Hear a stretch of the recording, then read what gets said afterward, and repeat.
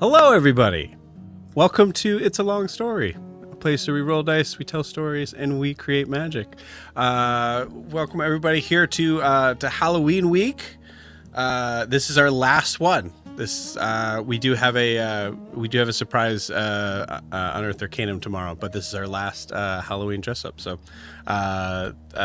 thank you all for those that participated, and we'll see you next year. All right, that's it. Bye guys. See you later. Now we are here with our lovely crew of the Brasslight. Everybody take a look at your camera, wave, and say howdy. Howdy.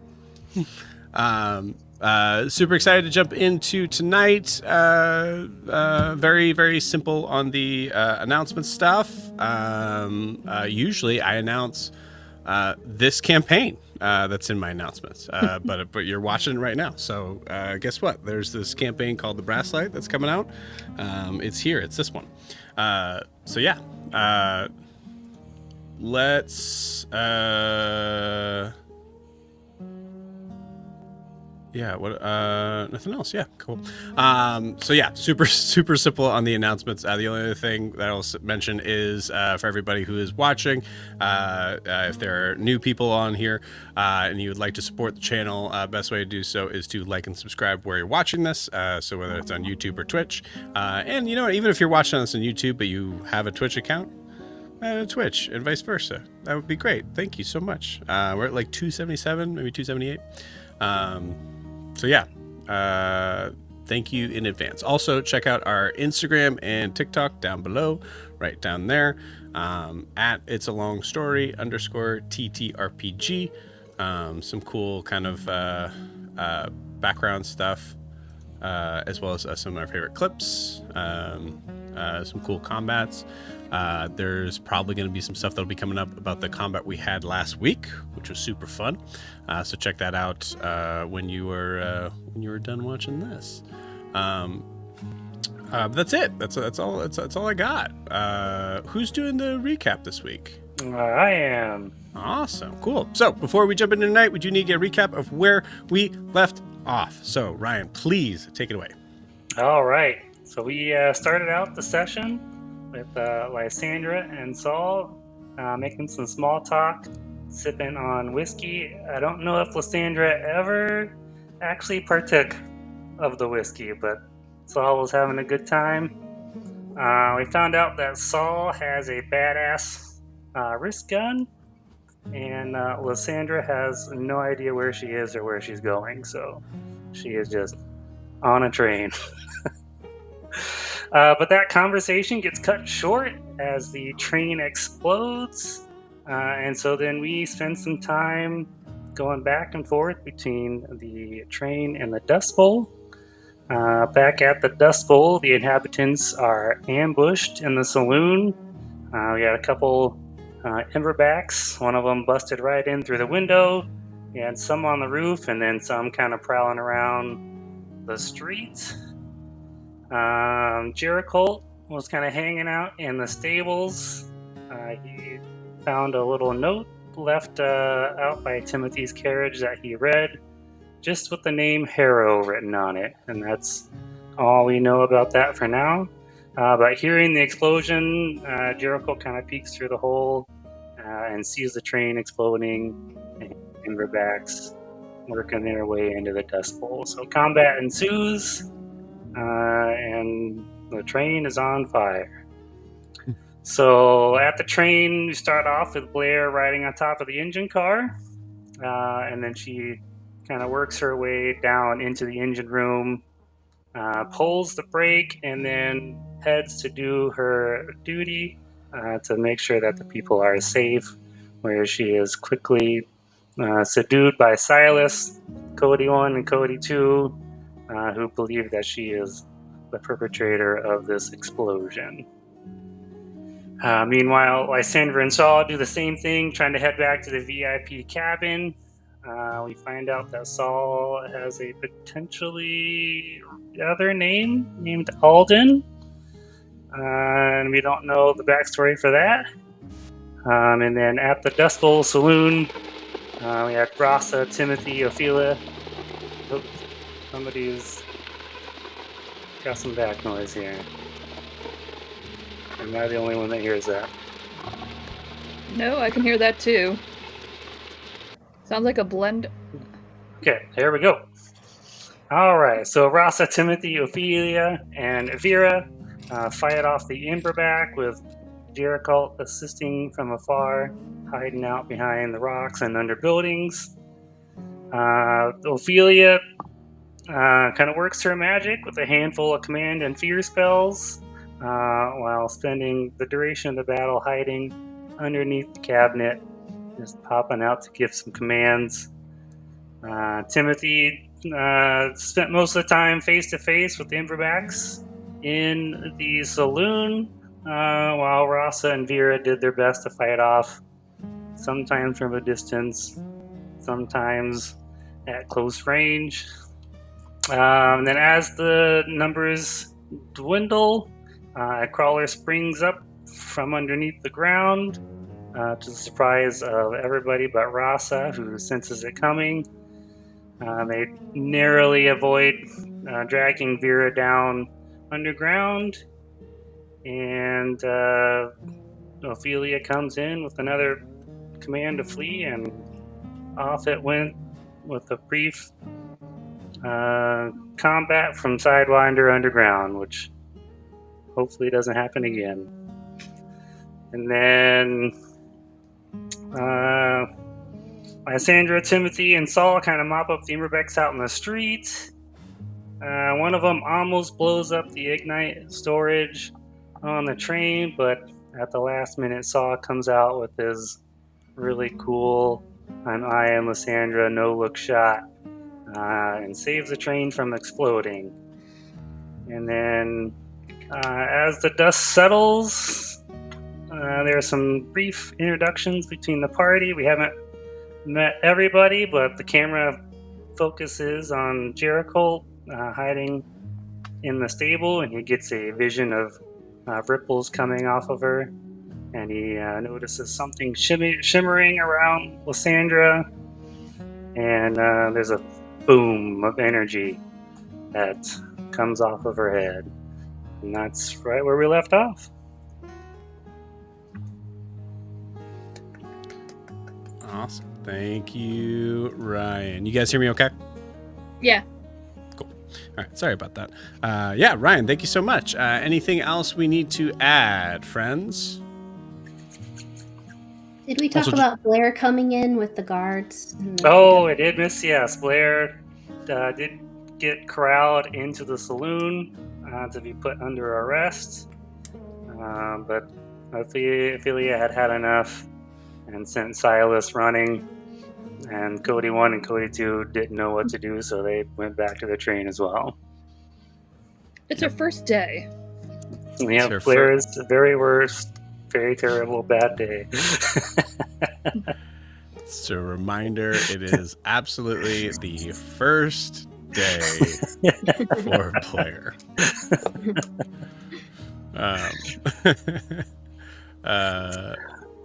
Beautiful. Okay. I believe I am all set here. I had to check just one more thing. But as I'm doing that... oh man, there's a thing for this. Where is it?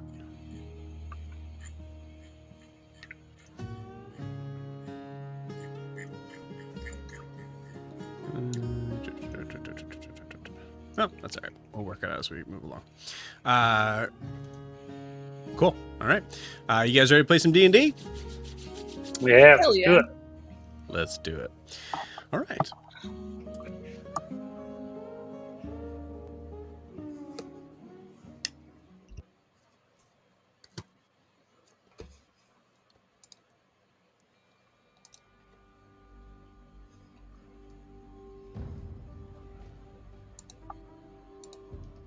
As we come in to the red, dusty desert, pulling up now from beneath the soil, moving over to where we see this sort of small little insectoid-like creature. Couldn't be bigger than a hand, slithering in through through the sand, pushing up over a hill. We see something else grab it suddenly and pull it underneath.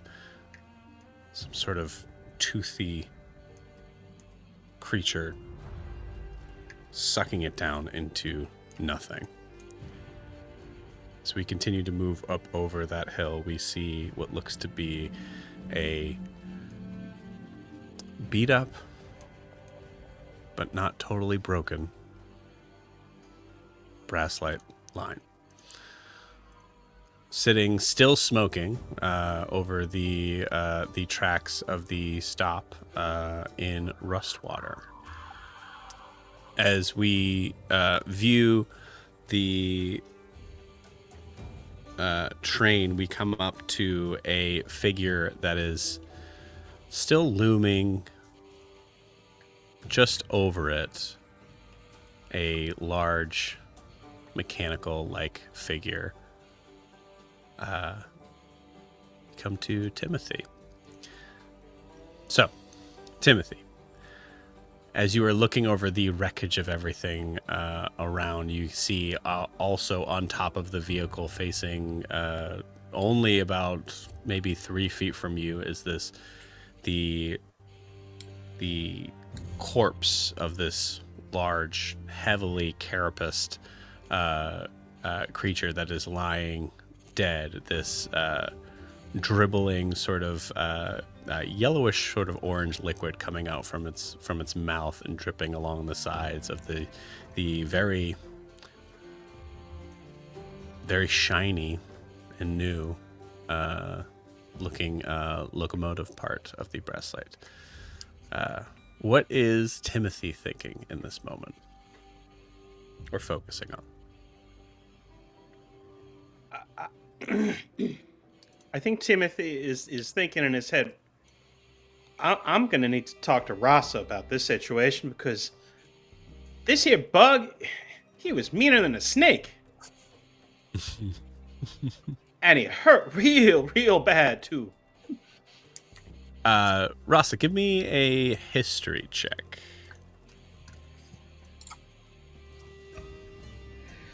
Just a 10. I'm so sorry. Timothy, roll me a history check. Wow.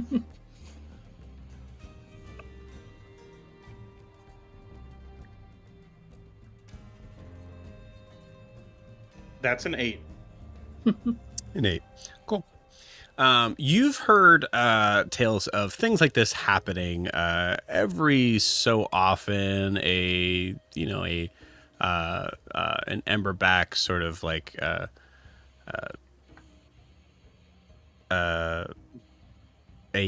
sort of like young soldier, or maybe one of the drones, occasionally getting out, pushing past some of the spots there, and then causing some general chaos and having to be reeled back in by Rasa and his crew. You've never been around for it, and you've certainly never heard of the idea of what is most likely right in front of you, a full-grown soldier terrorizing the town. So this is a little new for you. As you are staring at this creature, you notice that besides the general sort of terrifyingly just sharp, spiky edges around it, in its mouth, everywhere, the amount of weaponry that this thing seems to have, you do notice the sort of glowing from its mouth, I'd say, like kind of like leaning, you can see just this slight glow of what reminds you of embers inside its body. Do you do anything with this information? Well, considering the fact that Timothy was actually getting in the way of that Emberback getting to all the stuff behind me that might blow up the train, I think Timothy... How large is this creature? It's about I'd say lengthwise about 20 feet. I'd say about maybe 15 feet high. Yeah. Big boy. I'm going to try to, as well as I can, try to push it off the top of the train away from the explosive stuff. Okay. You got it. As you do so, there is a let's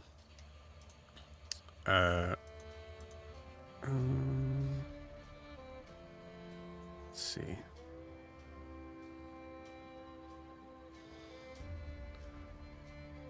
There is this little small sort of like whirring sound that you hear that is coming up right up next to you towards the ground as you see a familiar creature, a creature that would call itself Brassborn, albeit definitely not of a level of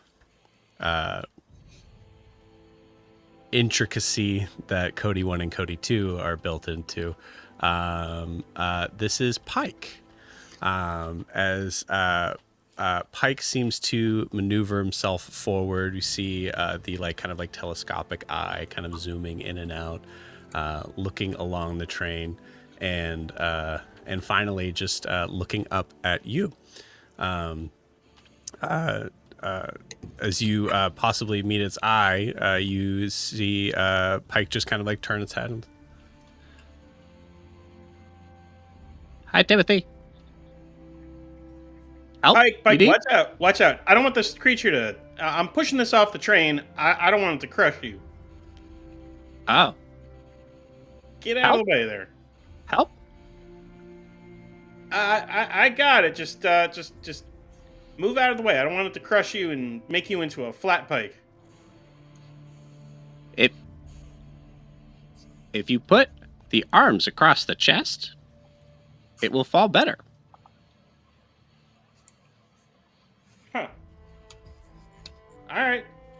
I try that. There's at least a 30% chance. And you do that as you cross its arms and you try to like roll it off to the side. Give me an athletics check.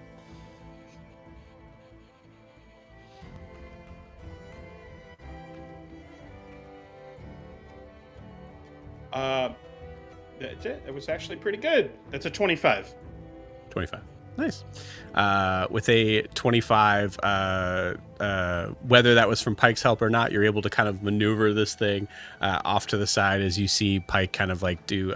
There is a heavy sort of crash as this is a very heavy creature. As you maneuver it, kind of like pushing it off, you see Pike seem to kind of like jump up on the random 3 legs that it has and kind of like backs up a little bit.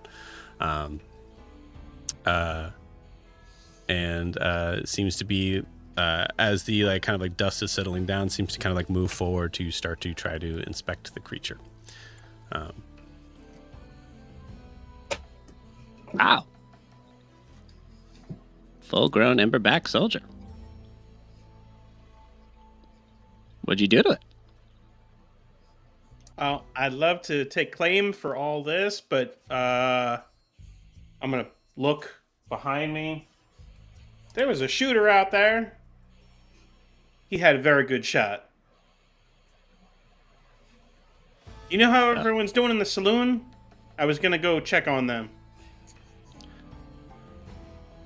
I'm not known as a people robot. So maybe you'd be better sorted with that. I'll make sure everything here is safe. Well, good day to you, Pike. Thank you. There's a lot of lacerations on this creature. Some of those might have been mine. Would you like me to fix them? On the bug? Yes. No, you can leave. You can leave that. Okay. Good luck. I think Timothy's going to start walking toward the saloon. Beautiful. As you're walking, Timothy, we come up to a figure who is still kind of in a state of the huffing and puffing, but also probably having a little bit of just the hint of like an excited maybe smile on her face. Lysandra, as you're holding your weapon aloft over this now dead insectoid creature, what's going through your mind? I think because she just killed it, giving Saul a look of pure disappointment because he killed somebody. I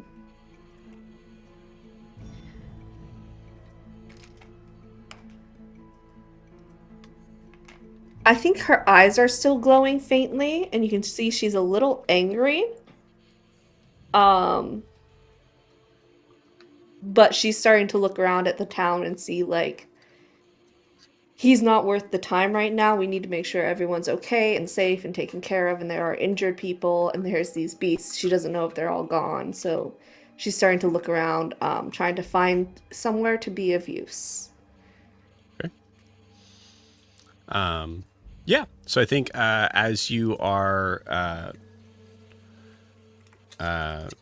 taking that moment to recognize what is the necessary things in front of you, you notice that Saul seems to be leaning into the ear of this other his cohort, and seems to be pointing somewhat in your direction, Lysandra. But upon possibly like meeting your gaze, immediately kind of like lowers his hand, and heads towards the saloon. For you, kind of like trying to like look for like damages, what would be best to kind of handle and help. Go ahead and give me let's say a perception check. Oof. That's a natural 20. Okay. With a... Okay, cool. Interesting. It's more 20 because I have a +0. Yeah. What do I do? What do I do with that information? Okay, cool. With a nat 20, you notice that there are buildings that are behind the Dust Bowl Saloon, and one of them seems to be there seems to be a woman that has just kind of like run out onto the street, kind of like looking back and forth. Looks somewhat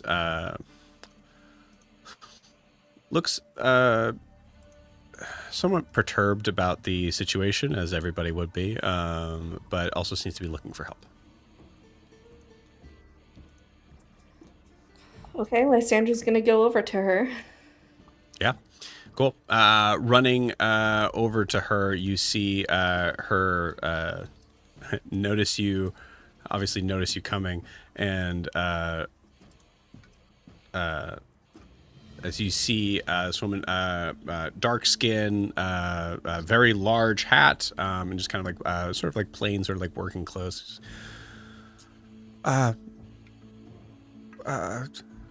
Was that you? There was, did you bring him?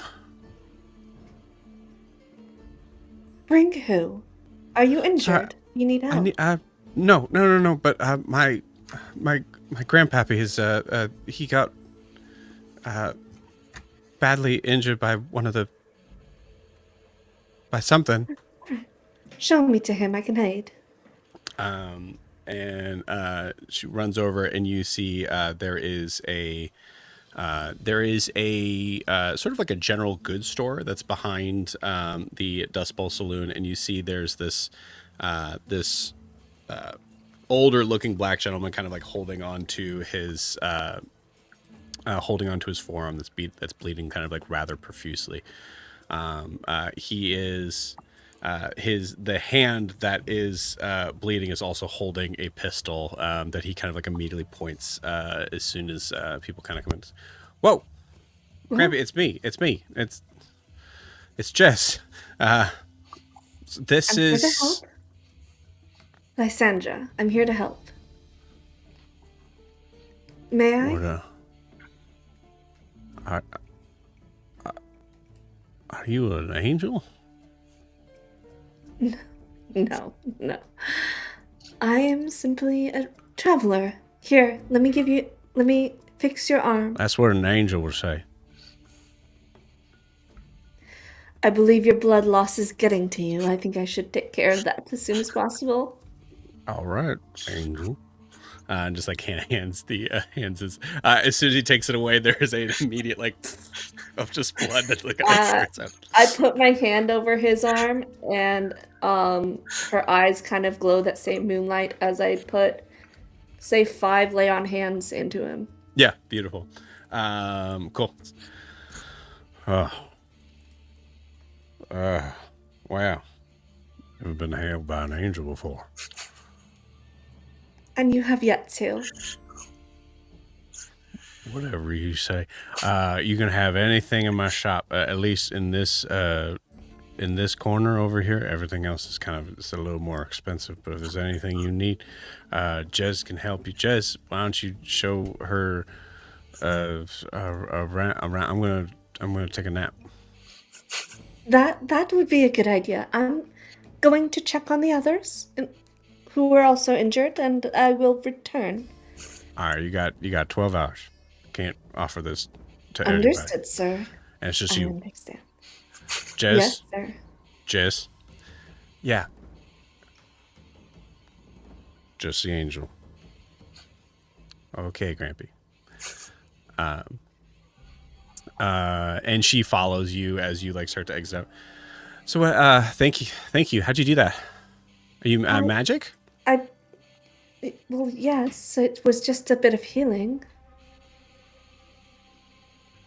That's so cool. Are there others who are hurt? Do you know? Probably. I'm still looking around. Yeah. Probably. I can go and I can go and fetch them and bring them to you. The Dust Bowl. Where would be a good place to set up the Dust Bowl? Where is that? Oh, it's the and like points to the 2 feet to the wall right in front of you. That's like like clearly like just a building. But yeah, right there. I'll start walking around the side. Do I see like Timothy approaching at all? It's kind of ran away. Yeah, I think so. I think as Timothy's starting to kind of like Timothy's probably moving towards the front door, but I would say that Timothy, you're probably trying to kind of like scan to make sure that everything else is okay. So it's probably kind of just like a slower walk. So yeah, I think you probably meet Timothy towards the front door. Hi, I saw you fight. Good work. Haven't seen a Warforged in action. Howdy, ma'am. Usually this town is, a little quieter. Today, I'm not really sure what's happening. Are you okay? I'm quite fine. You don't look so well yourself. May I? I'm just gonna hold out your hand towards her, or her hand towards you. Timothy will extend his hand. And as she takes it, you see her eyes glow again, and I'm going to do a Cure Wounds this time. Okay. And it's a little different because it's a level spell. I'm going to say her eyes glow. That's not 2d8s, it's 2d20s. You're not going to heal that much. As her eyes glow, I feel like you get a cool, like, sensation over your body, like almost a cool breeze that comes out of nowhere. And math is hard while talking. That's 17 healing. Nice. Oh, thank you kindly, ma'am. Of course. I think Timothy, as you see it like starting to kind of like travel up your arm, you notice that like the places where things have been dented and scraped and even possibly carved through, the Lysandra's magic seems to kind of like seep through and almost in a space of like it starts to look like it's like welding together, in that like sort of silvery sort of shimmer, and then as it seems to dissipate away, it's as if it's I think honestly for Timothy it's even better than the way it was before. It's a little cleaner.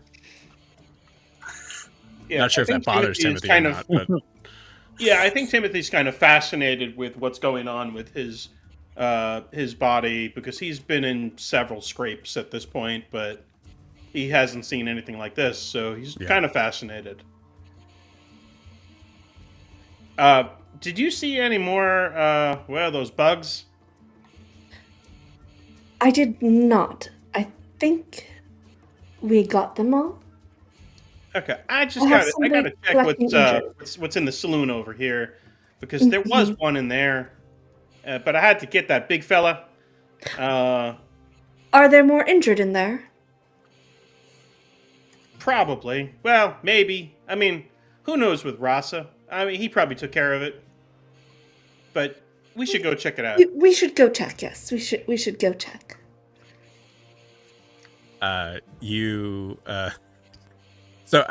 Clarification: Pike is about a foot tall.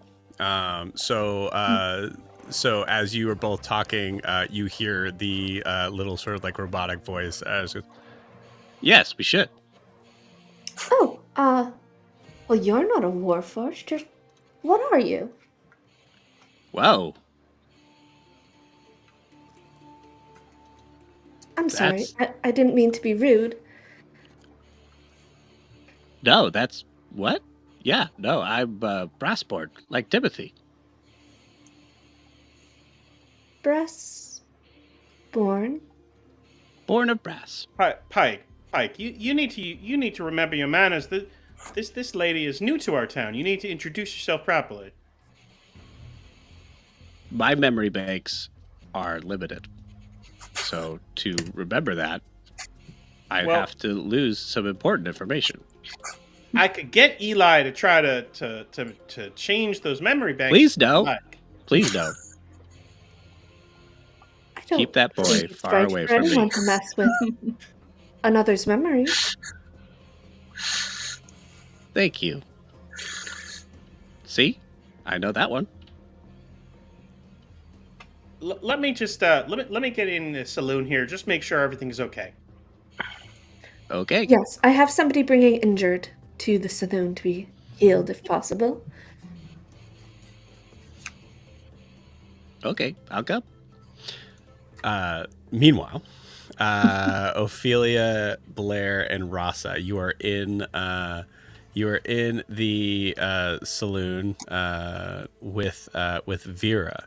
Coming over to Ophelia, who is like just probably able to like peek over the counter to feel out that the coast is officially clear. Ophelia, what is going through your mind? Well, my heart rate's going down a little more. I look down. I'm absolutely pristine. I've been behind the bar the whole time. Nothing touched me. So after, asking Blair if she was okay, I turned to Raza and I'm just like, are there more? Are they coming back? And then I start winding myself up again. What is going Raza, these are your bugs. What is going on? Well, labor's a little tight, and sometimes they get out of the pits. You gotta wrangle them back. You're telling me this is normal? Well, you only do what you can do with the hands that we have, and these things are dangerous, and they get away from you sometimes. I look at Vera. Yeah. This normal, Vera? Well, no, not not this size. Ross, when's the last time a full biggin came up? Do I know this, or is this just I would say years. yeah? It's been a while since something this big has made it out. Must have been really looking for something. And this is just a random occurrence for you all? Well, Nothing sparks it, nothing. We're just living I out hate here, to stop waiting to get this sucked into the amazing dirt, because conversation. no one mentioned that to me. No, I hate to interrupt this fascinating conversation, but there is literally a train on fire outside. Clearly you're not concerned. You ran in here. What's under your head, ma'am? yeah, for Also, all we get know, out of you're here. actually a criminal. And if so, who do you work for? Technically, the train company? Sure, okay, yeah, but you're a criminal, so who do you work for? I'm not a criminal. Honey, I have a shot of whiskey with your name on it. Just tell the truth.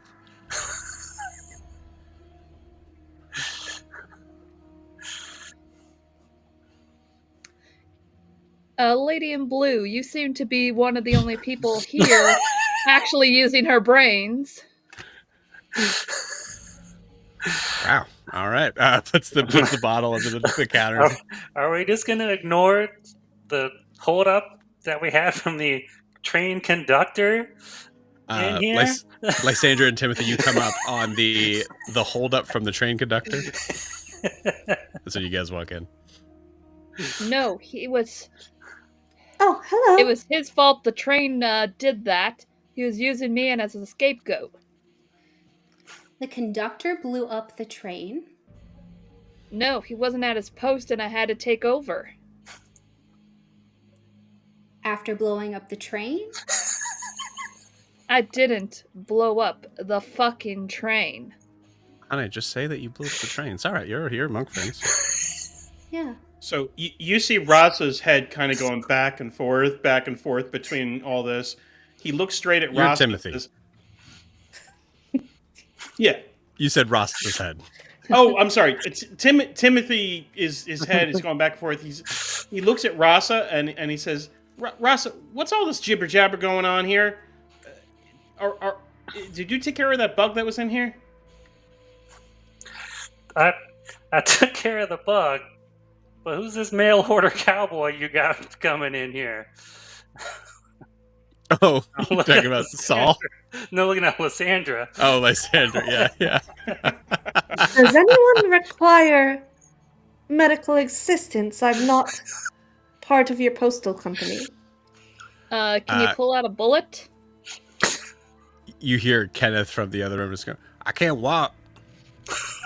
I can't help you there. Wow. Looking at Blair and Rasa, who looks the worst? Timothy's going to sit down on a stool. Blair, you're hurt pretty bad, right? Yeah, I'm half my hit points. More than half. Well, Yeah. Here, just both of you come to me, please. All And right, she's going to hold out her hands. whatever you say, armor lady. It is quite nice. You can trust her. It's all right. You Would vouching you for like her, assistance Timothy? or not? Yeah. She's good people. All right, okay. If Timothy says so. As they take her hands, her eyes glow, and I'm going to distribute my last 10 lay on hands, so you each get 5 hit points. Thank you. Rasa, you did miss it though. I almost got blown up again. Oh, you'll be fine. We can put you back together. Lysandra, roll me an initiative roll. Non-combat. Oh no. Don't what? Non-combat. So initiative? this is not a combat initiative. Yeah, it's a 10. Okay, beat you by 1. As you heal, who you were healing, I believe it was either Blair or Rasa. Blair and Rasa. Because Okay, I cool. just took both their hands and did a lay on hands. As you do it, your eyes are kind of like shining that sort of bright white right when Saul walks in. So Saul sees that. He just goes up to Vera and just asks for a whiskey.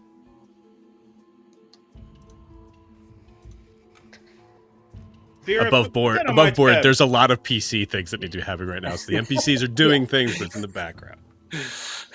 Vera, Do I know Saul? I'm paying for that man's drink right there. I owe him. I owe him that. Roll something. Ophelia, roll me a history check, DC 20. Somebody shut up that baby.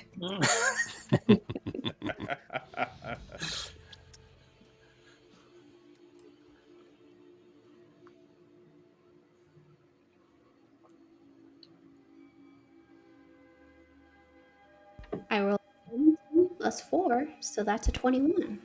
21. Cool. With a 21, I will tell you notably, you do not know this person. However, when you came here, when you got here from the Brasslight on its way down, he was on the train. So I know that's not a lot for how high that is, but what I'm telling you is that's very high. You know a lot of people. You do not know him.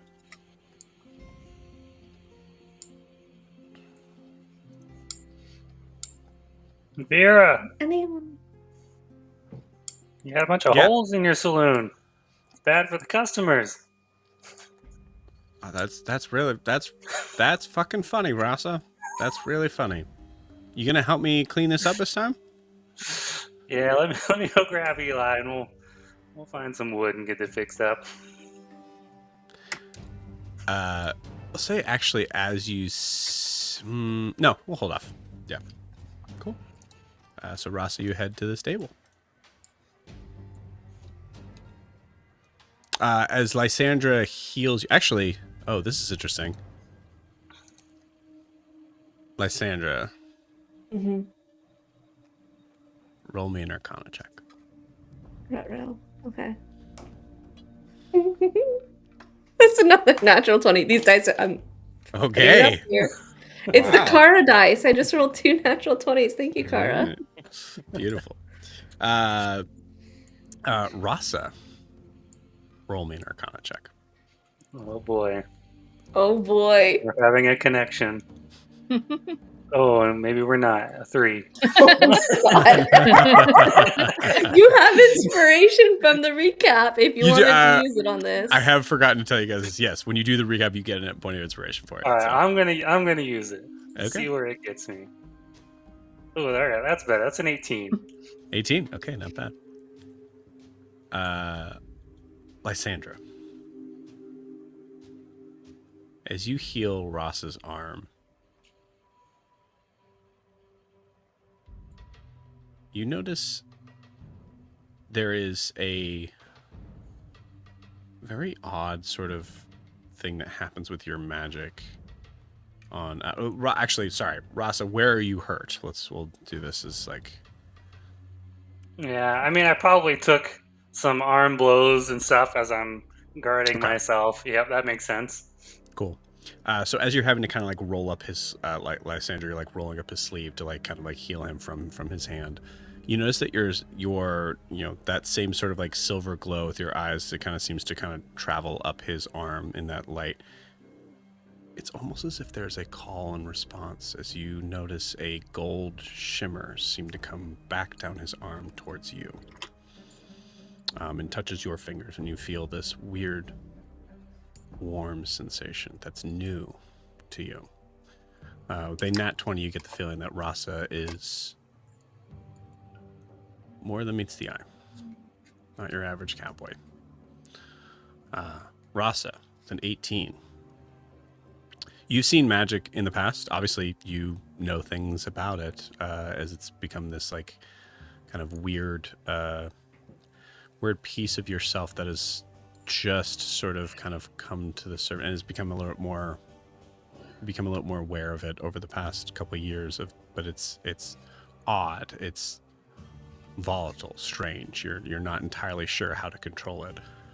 You, with an 18, you get a feeling of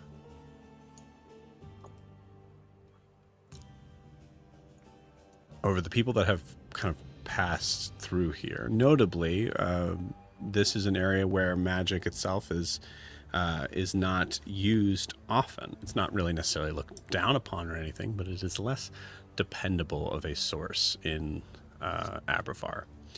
So you see it less and less.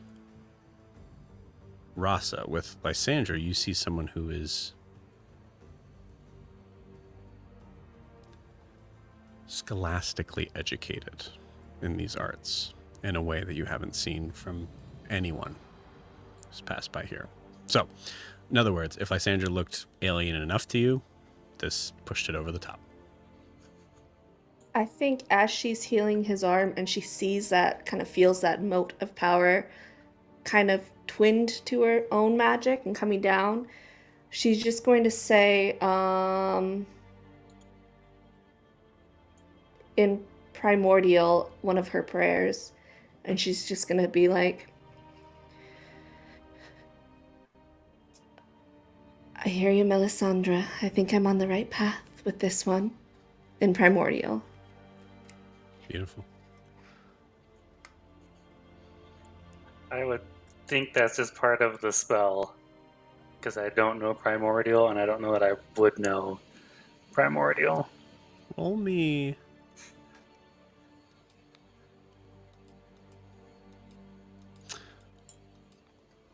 a d20 and add your spell modifier.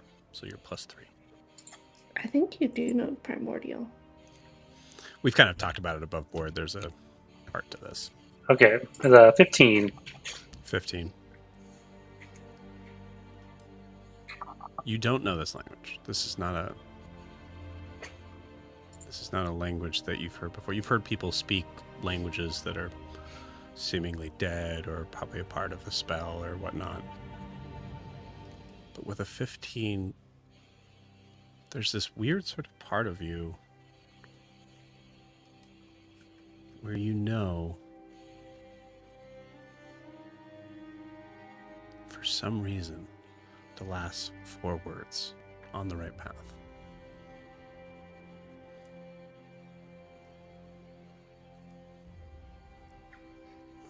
Okay, interesting. I would not do anything with this right now. Mm-hmm. Just say, well, thanks for the healing. Not many spellcasters around here with their magic. You see a mechanical hand pushes a shot of whiskey over to you, Rasa. And I'll take it. I'm like, all right, I'll go grab Eli here, and we'll get some things to patch up this wound, since we might be staying here for a little bit. Okay. Lysandra, last thing.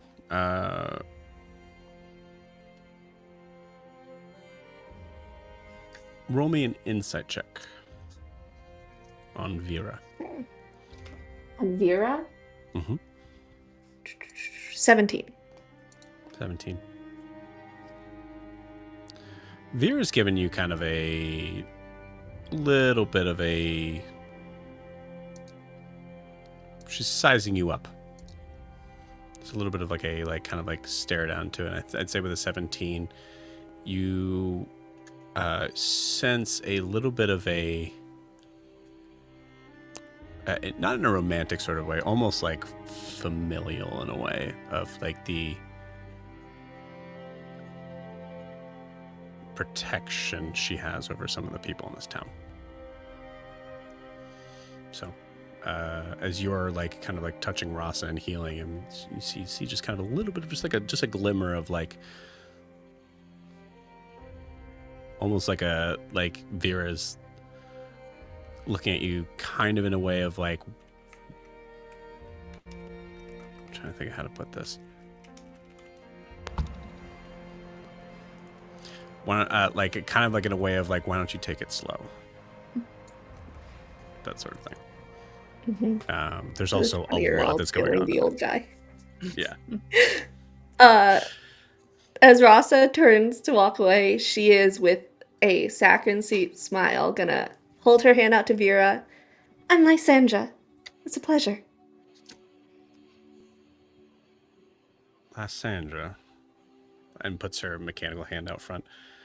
Doesn't seem to like, and as she kind of like shakes your hand, metal to metal, she kind of notices, oh, I'm so sorry. And then puts the glove on it. It's nothing to apologize for. I'm out in the open, although it's not the same. I realize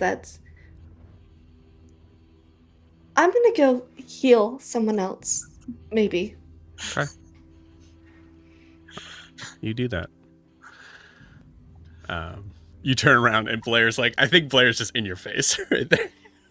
It's like you're, we'll say that Blair has not been healed yet. Okay, I'm gonna put my hand over the, like, right around the bullet wound, and I think you feel that same pulse of that, kind of like a cool breeze rush through you, and it kind of pushes or draws the bullet wound out. It might feel to you like a magnetic pull, but it's magic, as it pulls the bullet out of your shoulder and knits it shut. Blair. Claws up.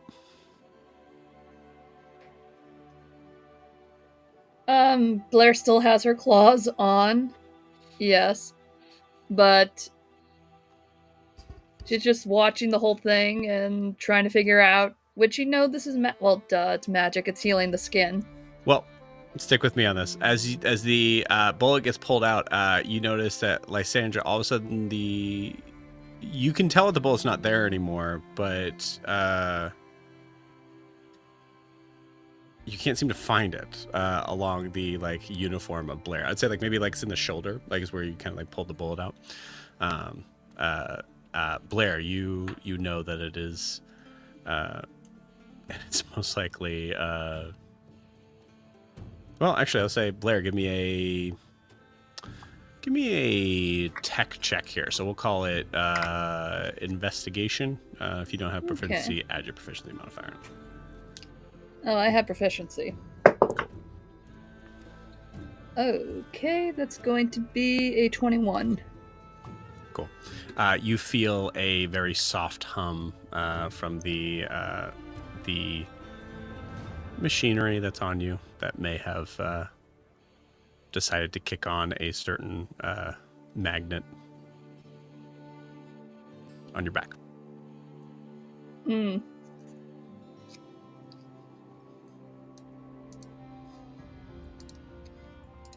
She's just like looking at her weirdly and checking her, like.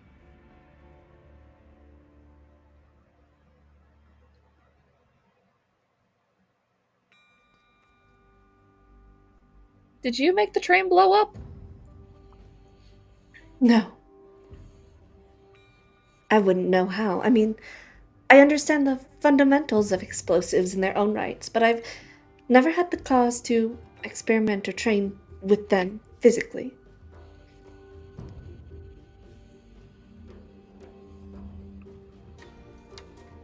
But I saw you talking with, and she's gonna gesture to what's his name? Okay, to Saul.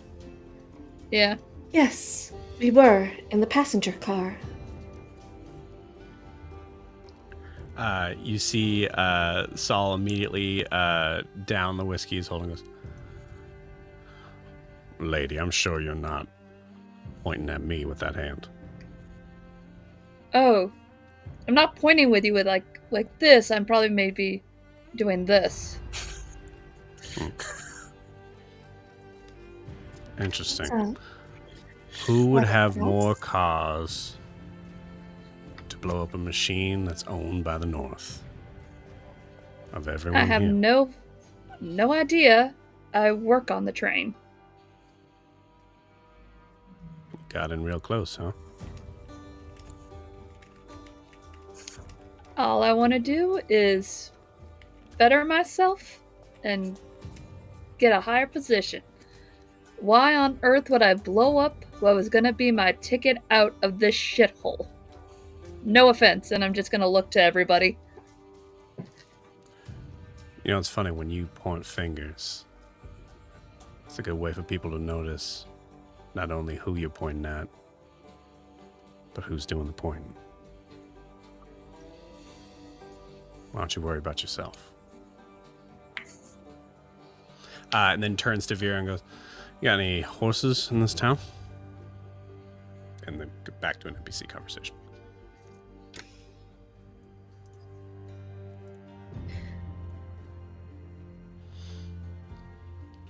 Which you guys can be involved in if you wanted to. I'm just saying, it doesn't have to be. Yeah. To answer your question, no. I wasn't planning on getting off here, but and I'm going to glance at Saul. It seems I don't really have anywhere else to go.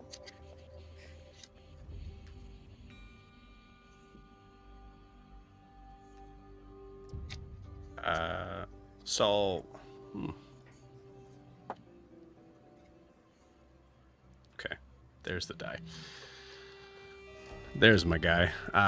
Saul seems to. Saul actually kind of just gives kind of like just sort of like a sideways look in your direction, but doesn't seem to respond in any way of that whatsoever. Yeah. Ophelia, what are you doing? Wait, do we see Ophelia? Yeah, I was gonna say. Yeah. I think Ophelia's just kind of in the corner, just like learning. It's like taking it all in, just like. That's what I was going to ask. Could I overhear Blair and Lysandra's? Yes. Okay. This is not a big bar. You can hear everything. Okay. Yeah, no, she absolutely was eavesdropping on Blair and Lysandra because, wow, are they interesting. And is, if she's able to make an insight or perception check, anything on those two, yeah, she would like to. What would you like to determine? For Blair, is how truthful is she being about not being involved in that train bomb thing? And then for Lysandra, just what is that? Like, just any type of vibes or any information. What is that? What is that? What are those? That's appropriate. Cool. And it would go with this hand gesture, just be like, what? For Blair, insight check against Blair's deception. For Lysandra, we'll say investigation check. And it's just a high number. Okay, I'm going to roll Blair first for, you said insight? Mm-hmm. Rolled a 19. So nice. 23. 23, okay. Blair? Deception for Blair. But Blair was telling the truth. She said she didn't blow up the train. Technically, she didn't blow it up. I hear you. I would like to know how truthful you are being, though. I don't need any technicalities. All right. Everything's technicalities. Then Not that's just going to be an 8. An 8. Ophelia and her semantics.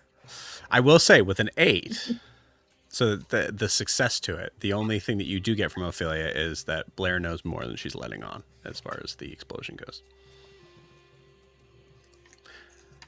But that's all you get from that. Okay. Yeah, and I'm doing you say investigation? Mm-hmm.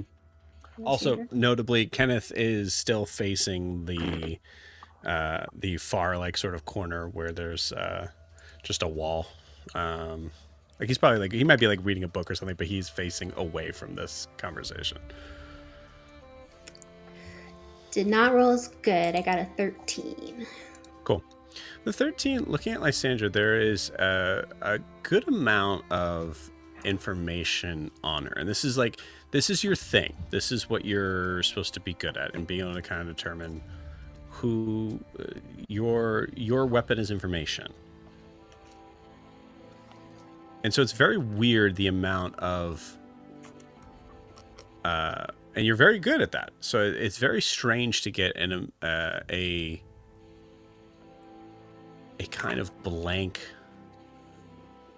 response from that. You're looking at Lysandra's armor, the giant shield that she's carrying around, the emblem on her shield, like those sort of things, like those, like any sort of iconography should be right up your wheelhouse. So the idea that you don't know it is all the more interesting. Okay. And then from that 13, like, can she determine, like, these are things that, I haven't seen before. Did they look like they would be legit, or does it look like mental illness? Like, I'm gonna say with a 13. Like, did she carve that herself? Like, Hard to made up her tell. own country? Hard to tell. It's really with a 13. I'm gonna say look like it's hand carved. Like, this is all very well crafted. There's good craftsmanship here. Okay, well, that's good to know. Because crazy people aren't good with tools. Kiki, is that what you're trying to say? Yeah, I think it's pretty apparent that there was definitely probably some help in this. So if it was a charade, there was some help involved in what is going on here. Okay. But yeah, I like that. We will cut back to Rasa and Timothy. I think, Timothy, were you also going to the stables as well? I think I would have joined them, absolutely. Okay, cool. So Rasa and Timothy, there's a moment as you guys are stepping out back into the desert air that you are alone for a second. Do I know what pike is? Pike is from Rustwater. How long Pike has been here? It's kind of just showed up one day. Not entirely sure. I don't know if that would be a question that Rasa would be like, who made this thing? Yeah. I would slowly kick him out of the saloon and push him off the front porch as I go out. Ow. Okay. Simple thank you would be fine. Stay out here. In there is for the humans. Okay. Timothy, you're gonna let him talk to me like that? Well, I mean, Rasa, non-human, human. I mean, Pike wasn't causing any problems. Sorry, Timothy. Didn't mean any offense there, but Us Brassborns gotta stick together. Pike, I appreciate your help, but why don't you go see if you could help anyone on the train that's still on fire? Maybe they need some help over there. Kind of turns around, kind of does the eye thing where it kind of zooms in, and then does that sort of anime style sort of jump and just starts to kind of run over to that. Beautiful. So Rasa, Timothy, you're alone as you're walking to the stables. Rasa, to be honest, I thought this was going to be a quiet day today. there's a lot of weird things happening today, Timothy, and a lot of weird people along with it. What's this might sound strange. If I gave you a name, I mean, he must be an old man at this point. Name it Harlow. Harrow. I'm sorry, not Harlow. Harrow. Harrow, that was it. I heard somewhere he was kind of traveling around, but maybe north of here. Have you heard of that at all? I rolled a 13 for history. Okay.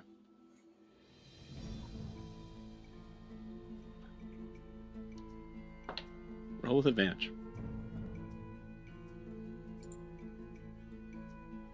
Oh, there we go. It's a 19.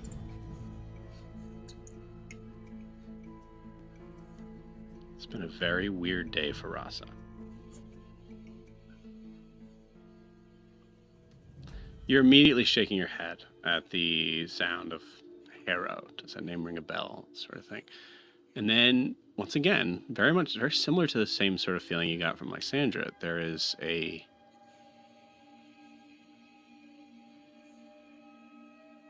dark form that appears on the edges of your mind. Humanoid. Hear the clicks of spurs, footsteps on wood, and a swinging saloon door. And then it all stops, and you're looking at Timothy. Oh, man, I don't know, Timothy. Maybe I have.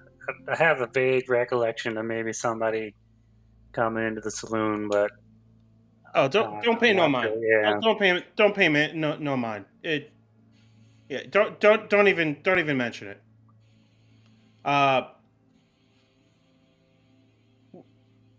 We should get the wood to fix up the saloon. Actually, I gotta also make sure that horse has been shoed for Jeb. Thank you. Jeb, this man with this extremely distinguished sort of mustache, but everything else about him is a little cruddy, comes up from the barn door. Timothy! Hello, Jeb? I don't know if that little pipsqueak told you, but my horse, you see it yet? I heard about your horse. Well... Holy shit! Yeah, had to deal with that. You've been a little preoccupied, Jeb. Let's give I want to Timothy take care of your another horse day. right now. All right. Is there any... Who did it? They're dead. It's all right. Yeah, Is there are money, any money in there? Or? There's some people I that mean, could use you the can place go to look. stay. The other people in there might shoot you, though. Oh, there's other people in... All right, never mind. Can you get Yeah. my horse like just done by tonight? I'm sure I can. In the morning, I just... It's hard to pull a cart with one horse, you know what I mean? Understandable. Kiki, don't message me.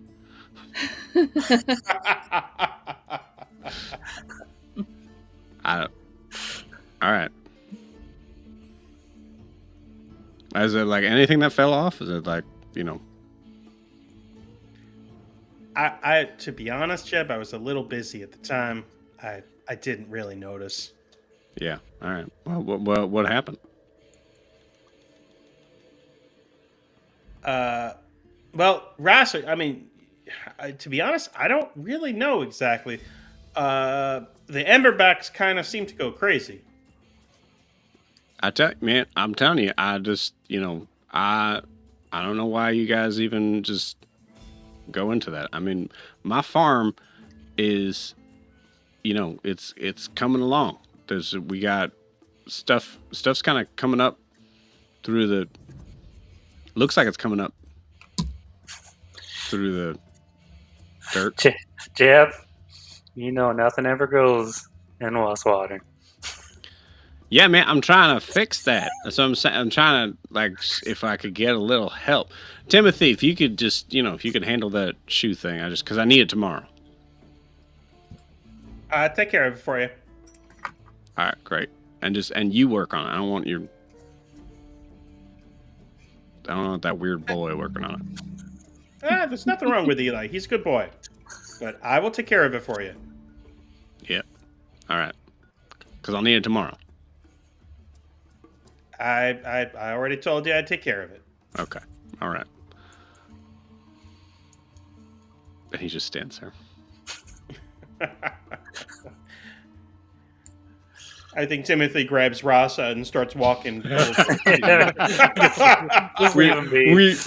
We all know that person that just like doesn't know when to walk away from the conversation. Cool. So yeah, as you guys walk into the stables, we'll handle that kind of in a second, but we'll pause you guys there. Ophelia, we kind of came to you to kind of get the perspective of what you're perceiving. But I will say actually, for funsies,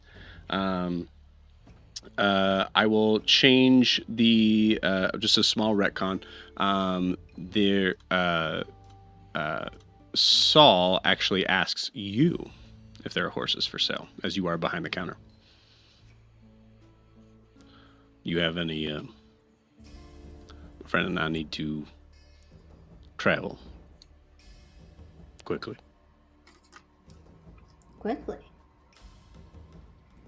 Yeah, I might know somebody. How much you willing to spend?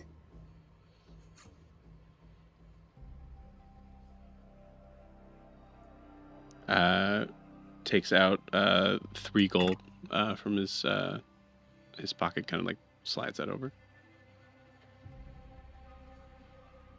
Not too bad. And how far are you looking to go, these horses? As far as they'll take me.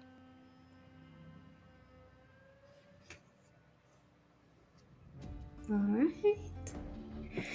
Well... You work here? Oh, no, not at all. My name's Ophelia.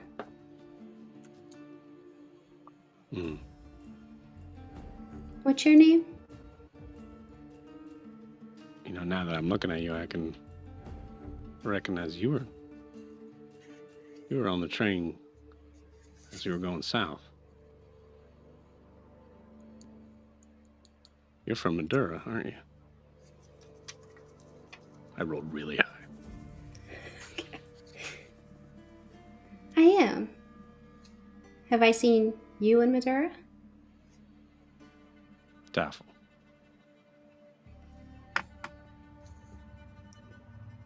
So you just ride the train up and down? It was my job. I think it's time for early retirement from it. If you could check in on those horses for me, Ophelia, be much appreciated. My pleasure. I didn't catch your name. Call me Saul. Saul. And she swipes the 3 gold off, and she's gonna go find Vera. Yep. And there is the kind of like typical sort of like creepy moment that he goes to like finish his drink, but is watching Ophelia as she goes. Lysandra, you're right there. Everybody's right there. Since Blair's right there and she was watching this and we've already established she's allergic, she's just gonna whip her tail right next to him.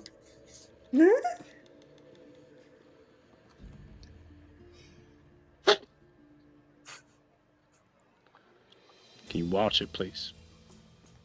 He hears Sorry. over his It has a mind of its Mind. own. Yeah, Lysandra. He hears over the mind link because that's still up. Saul, really? You're still going with that? Careful, Is a girl. name worth another's life?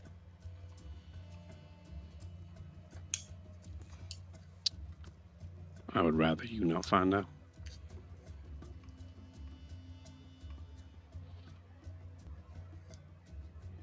I don't know what's driven you to this life, but I do feel sorry for you.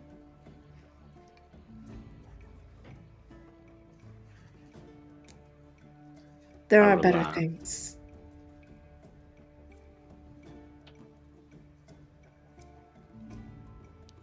Word of advice. 2 of them, actually.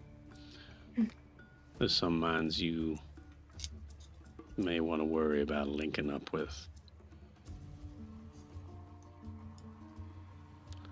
And 2, wherever you are from, You might want to go back there. This clearly isn't for you. And all the while, he's just staring at a spot on the wall. Perhaps that's why I'm here. Because this place needs a change. Well, on that, we can agree. He takes a swig.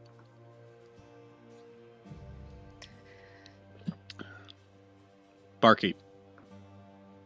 Vera comes back over. Ophelia, you're going. Oh, actually, you went over to Vera. Vera kind of gives you a look of like, what was that about? As you're taking money off the counter. Yeah, so I'll go to Vera and say, we need to go upstairs and check on my stuff. That Emberback came through the ceiling. So I can get her to follow upstairs into those rooms. Roll me a persuasion check. I'm so sorry to do this, but I will say with disadvantage as there are customers down here for the first time in a long time.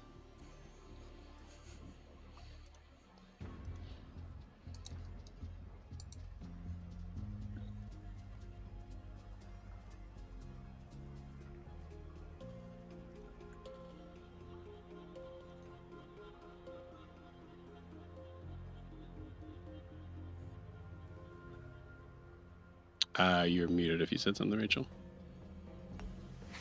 18 with disadvantage. Nice. Okay.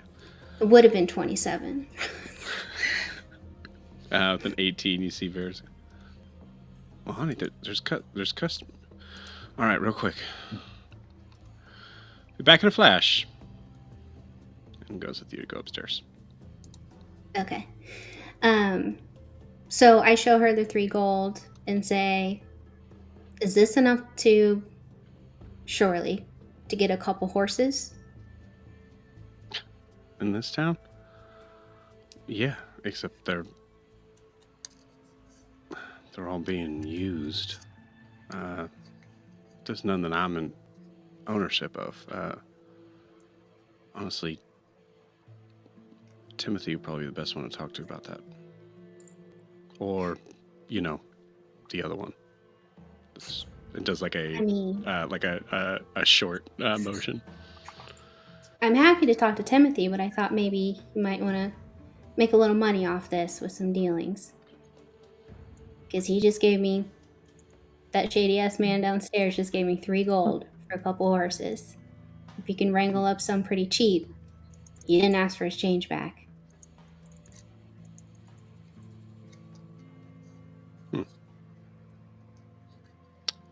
I like your style.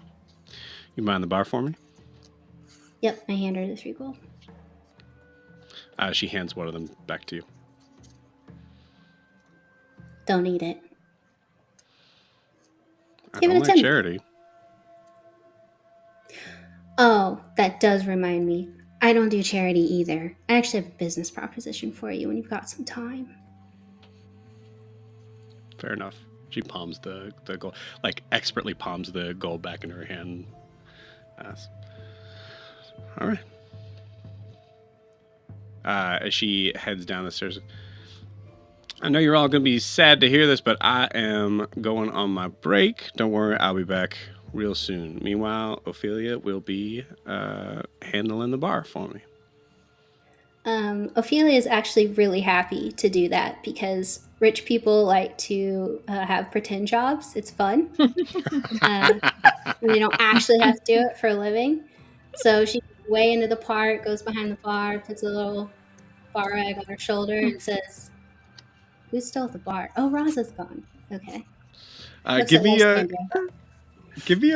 just a general sleight of hand check. Ophelia. Can I do an insight check to see if this is a rich girl playing pretend? Sure. Yeah, absolutely. It's a 20. 20. Cool. Ophelia, give me 20's pretty good. So you do look like the part. So I'm going to say, Ophelia, you are able to roll deception on this.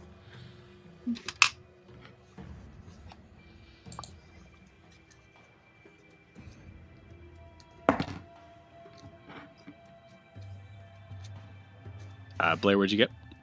I got a 14. I got a 25. Yeah. I can't do anything with a bard with any type of charisma checks. Yeah, that one's gonna be a tricky one. Cool. You Lysandra's see, gonna smile down at Ophelia. Do you have water or vegetable broth, maybe? Something to quench my thirst. I wouldn't trust the water around here. How about I get you a beer?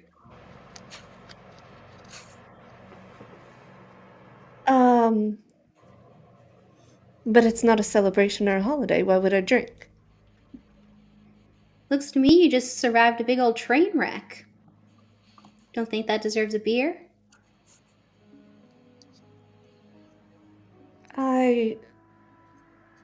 Is that all you have? Yes. Live it up a little, Lysandra. Or wait, do I know her name's Lysandra? I think, yeah, she's introduced I've herself introduced to myself Vera. to you loudly. Yeah. I mean, I overheard it, but... Yeah. How about we live it up? Just a little bit. Today. I won't tell on you. I just pour the beer and I give it to her. Beautiful. Oh my god. Okay.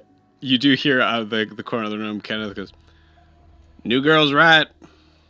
Water sucks." Okay. I don't know. Hold on. I have to roll two things. I just rolled two natural ones. Okay, she's never had beer before, and it is awful. Beautiful. I would say with a She nat takes a one, sip. nat one, give me Yeah. that con save. Yeah. Wasn't gonna do it, but nat one would do it. Okay, con save. Oh, my con's not 4. Okay, my con's not great. 6. Cool, awesome. Lysandra, you feel immediately sick on the first drink as you take it in. One moment, and she's gonna run outside and go. I looked in the beer to see if there was anything gross in it. I didn't notice. Nope, all good. Blair's just gonna look at Ophelia saying, she's not like she's giving off a weird energy, right? Mm-hmm. It's not just me. No, she is very interesting. And then I hand Blair the rest of the beer. See if she wants it. I am not drinking something she just put in her mouth. Fine. I pour another beer. Give it to Blair. Yeah, she'll drink it. It is rather warm. Eh.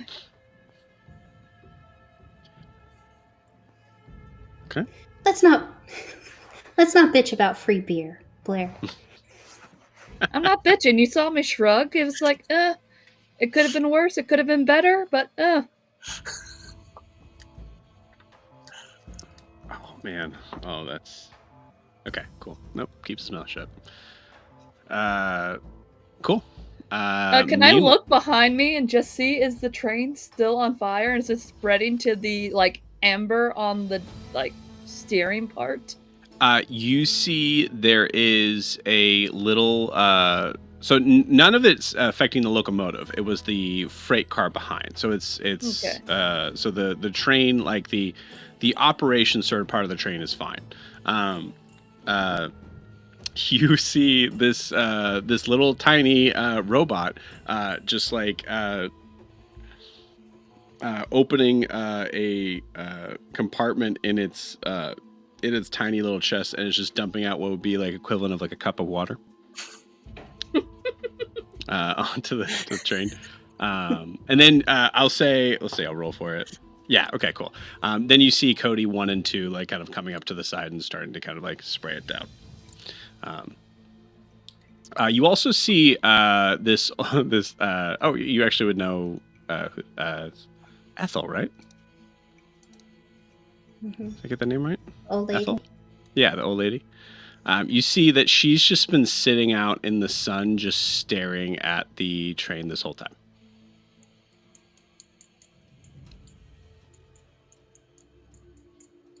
So yeah, so she's still out there just staring out at it.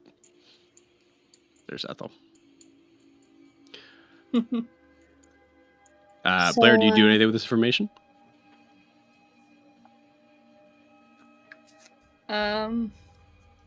Blair didn't talk to Ethel, so she doesn't know her deal. Mhm. But, do you also have some magical bullshit that can save that and put it out? Are you talking to Ethel? You got to go outside. I'm to talk to talking. her. No, I'm talking to Ophelia. Oh, okay, cool. Absolutely not. That train has nothing to do with me. I am wondering, though. If it gets to What where the you're gonna Emberlight is, it's going to be your problem because it's going to blow up this entire town. I have absolute faith someone else is gonna stop that. What are you gonna do about that conductor with shotgun? I actually have no idea.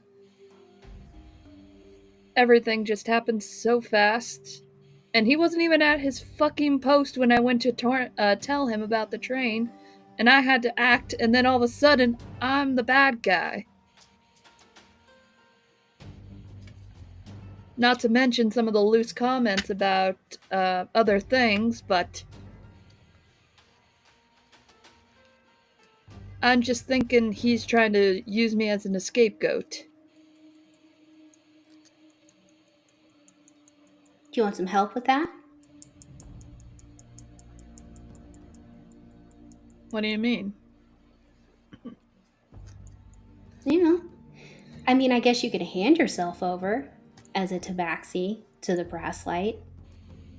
Try your luck.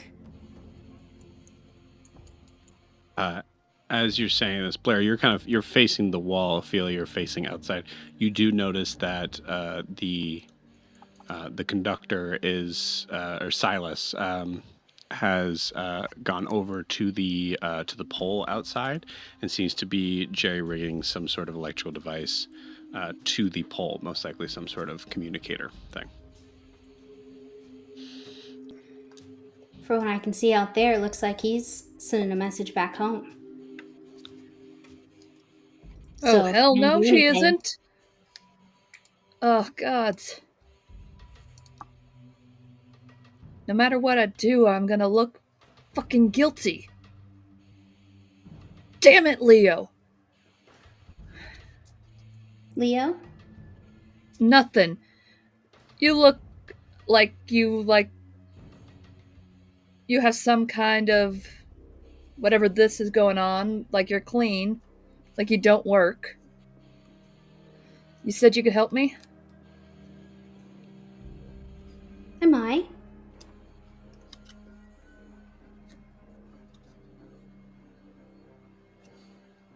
Tell me what you're doing on that train, though. I was there to work and to go to Veracia. Interesting for a tabaxi. Alright. Well, I'm thinking I am going to help you. If I do, you're going to be sticking around here for a while, though.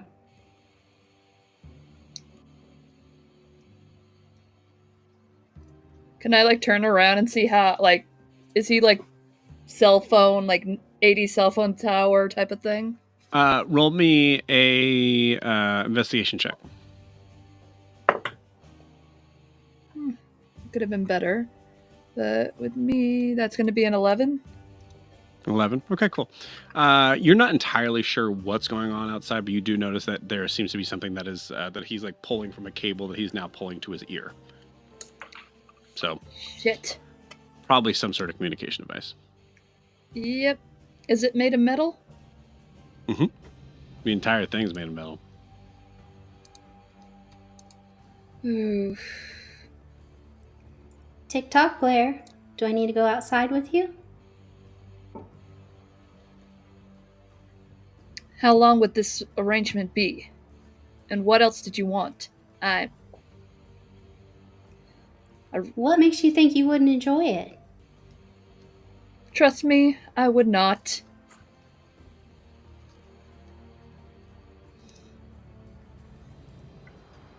What's your decision? If you can get me out of this, fine. Temporarily, I would stay here to help whatever bullshit you got going on. Or shady shit, depending on how kind of blackmail shit you're doing right now. Or whatever you... Extortion, that's the word. Okay, well, that's very rude, but I think I heard a yes. Yeah. So, let's go talk to the conductor. And then I yell at Kenneth to watch the bar. Ow. The healing girl didn't heal my legs yet. Well, you can turn around, at least stare at the bar while I'm gone. Yell if anybody tries to steal anything. All right. And you see him get up and start to kind of like lean on the couch, turn around, look at Lysandra, and look like he's seen a ghost. Lysandra's not here. She was throwing up outside, remember? Oh, that's right. Are you coming back in? Yeah, I wasn't sure if I had the time to do that. Yeah, she'll come back in. Yeah, okay. I'm so sorry, I completely forgot about that. But yeah, I think like Lysandra, as you come back in, like I think like I mean imagine like some sort of like proper sort of thing would be like you probably instead of like wiping your mouth off, you most likely have like some sort of like rag or something, right? Yeah. So as you're coming back in, you see like the wind sort of like picks up right behind you as Kenneth is leaning his chair. Oh my god. I was right. And with that, we're going to take our 10-minute break. We'll see you guys in 10 minutes. Yeah.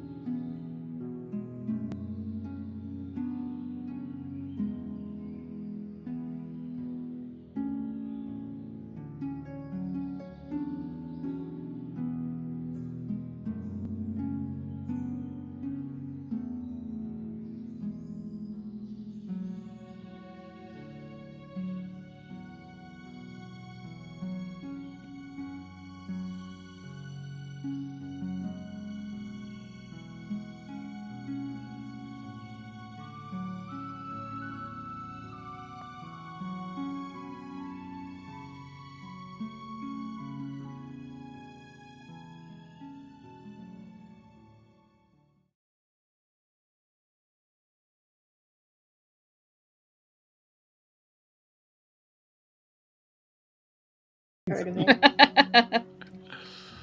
As we Kenneth immediately come kills back. my character. Did we have a pic? We had a picture of Kenneth, right? I'm not crazy. I don't remember believe one. so, yeah. Yeah, there's Kenneth. As you see Kenneth kind of like pick himself up and just... It's you. And you see Saul kind of turn in his chair slightly, looking at that, as it is just Lysandra, Kenneth, and Saul here. You were with me in the mountains. What mountains? The misty ones. Soaring above me like a silver bullet, but bigger.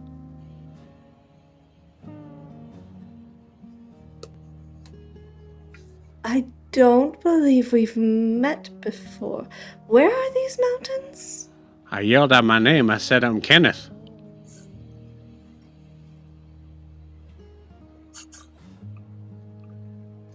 I'm And then you- sure you did. And then you I've never met a shot at Kenneth me with your before. lightning bolts. I don't think I've seen anybody shoot lightning bolts before. I know what I saw. You're from them mountains. You're from them misty mountains over there. Don't come near me, you whitehead misty mountain round silver bullet riding devil.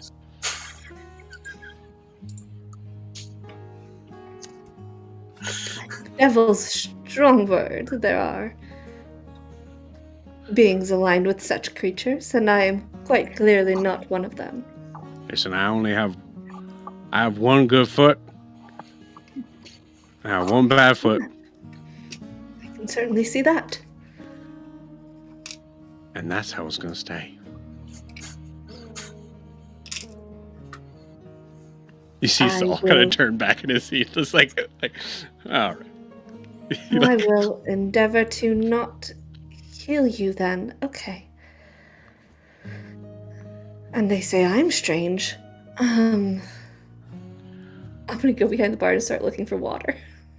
Okay. Yes. Don't do any magic voodoo spell on there. I don't know what voodoo is. I don't either.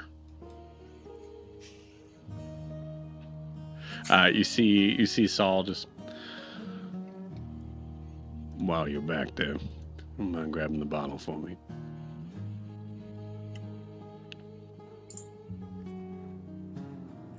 I have to roll something. Mm-hmm. No, she does not understand how. Looking at Ophelia and how quickly she was able to acclimate herself into looking like a barkeep. No, I just rolled to see if she understood how like basic commerce works here. Yeah. And I rolled a 2. Yeah. So she's gonna be like, of course. And what would you leave them in return? You can't just take without leaving something behind. Normally you pay at the end. Ah, right. Yes, gold. That's the thing. You. Yes. Which bottle?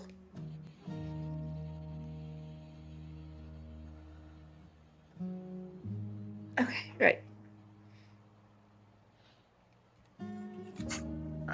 And he says, you can grab me another glass too. Sure. Is yours not satisfactory? And she's gonna put another glass in front of him. Pours another glass and grabs some fun fantasy time with this. Goes and reaches over the bar and reaches out and finds a certain fruit, like a slice of fruit, and puts it. I'll say like kind of like takes out. Actually, yeah, takes out one of a kerchief from him and kind of like puts it in front of his. Try it like that. Okay. She'll try it. You got it. Give me a con save with advantage. That's good. It was advantage because one was a 2 and the other is a 16. Nice.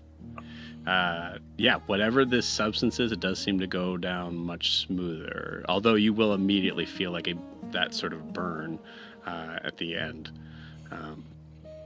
So it's better, but also it's weird. It's worse. You're not entirely sure what you're ingesting, I think. No, you're somewhat sure, but I'd say like most likely. It's harsher than anything she's drank before. Yeah, absolutely, yeah. Lovely. Thank you.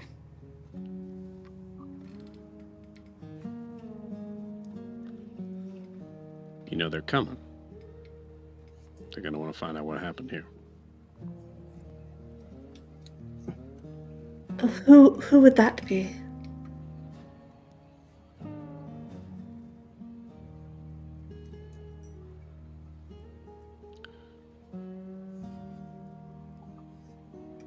The bad. I think we've already established you're well aware I'm not from around here. You've picked up on that, right? So who would that be? And why can't they just do some divination to see what happened? Why must there be this whole game of guessing who's right or wrong when there's ways to know for certain?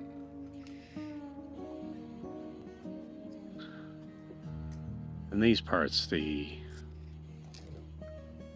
reliance on magic is rather thin.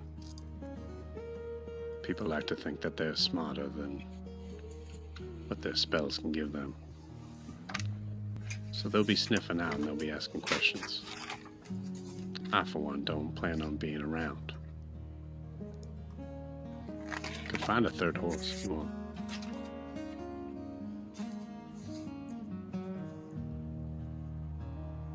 I don't think our time together would be spent well with you as who you are now. Though there's always a chance for things to change in the future.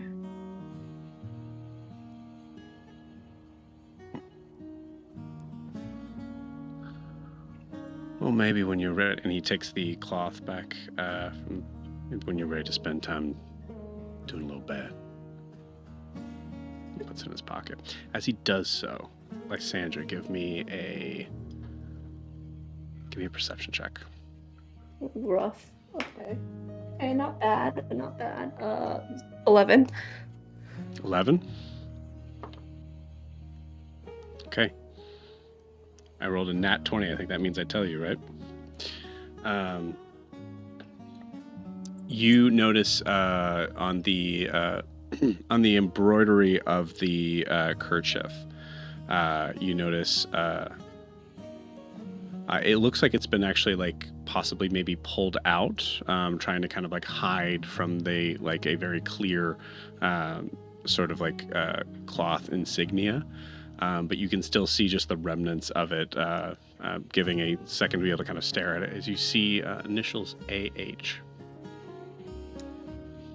I'm gonna put my hand down on the kerchief as he's about to take it away and just trace it lightly. And in his head, she's gonna like look at from Kenneth to him, and then say it in his head to be like, "Hey, I'm trying to not let anybody else know," but she's going to say, "There's a lot of value in a name. I would tell you my surname if you would tell me your true surname. Perhaps a little truth could go a long way."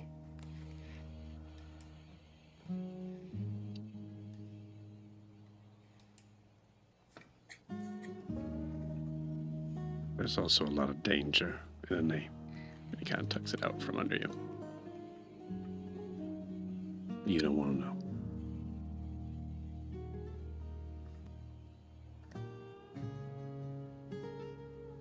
Very well.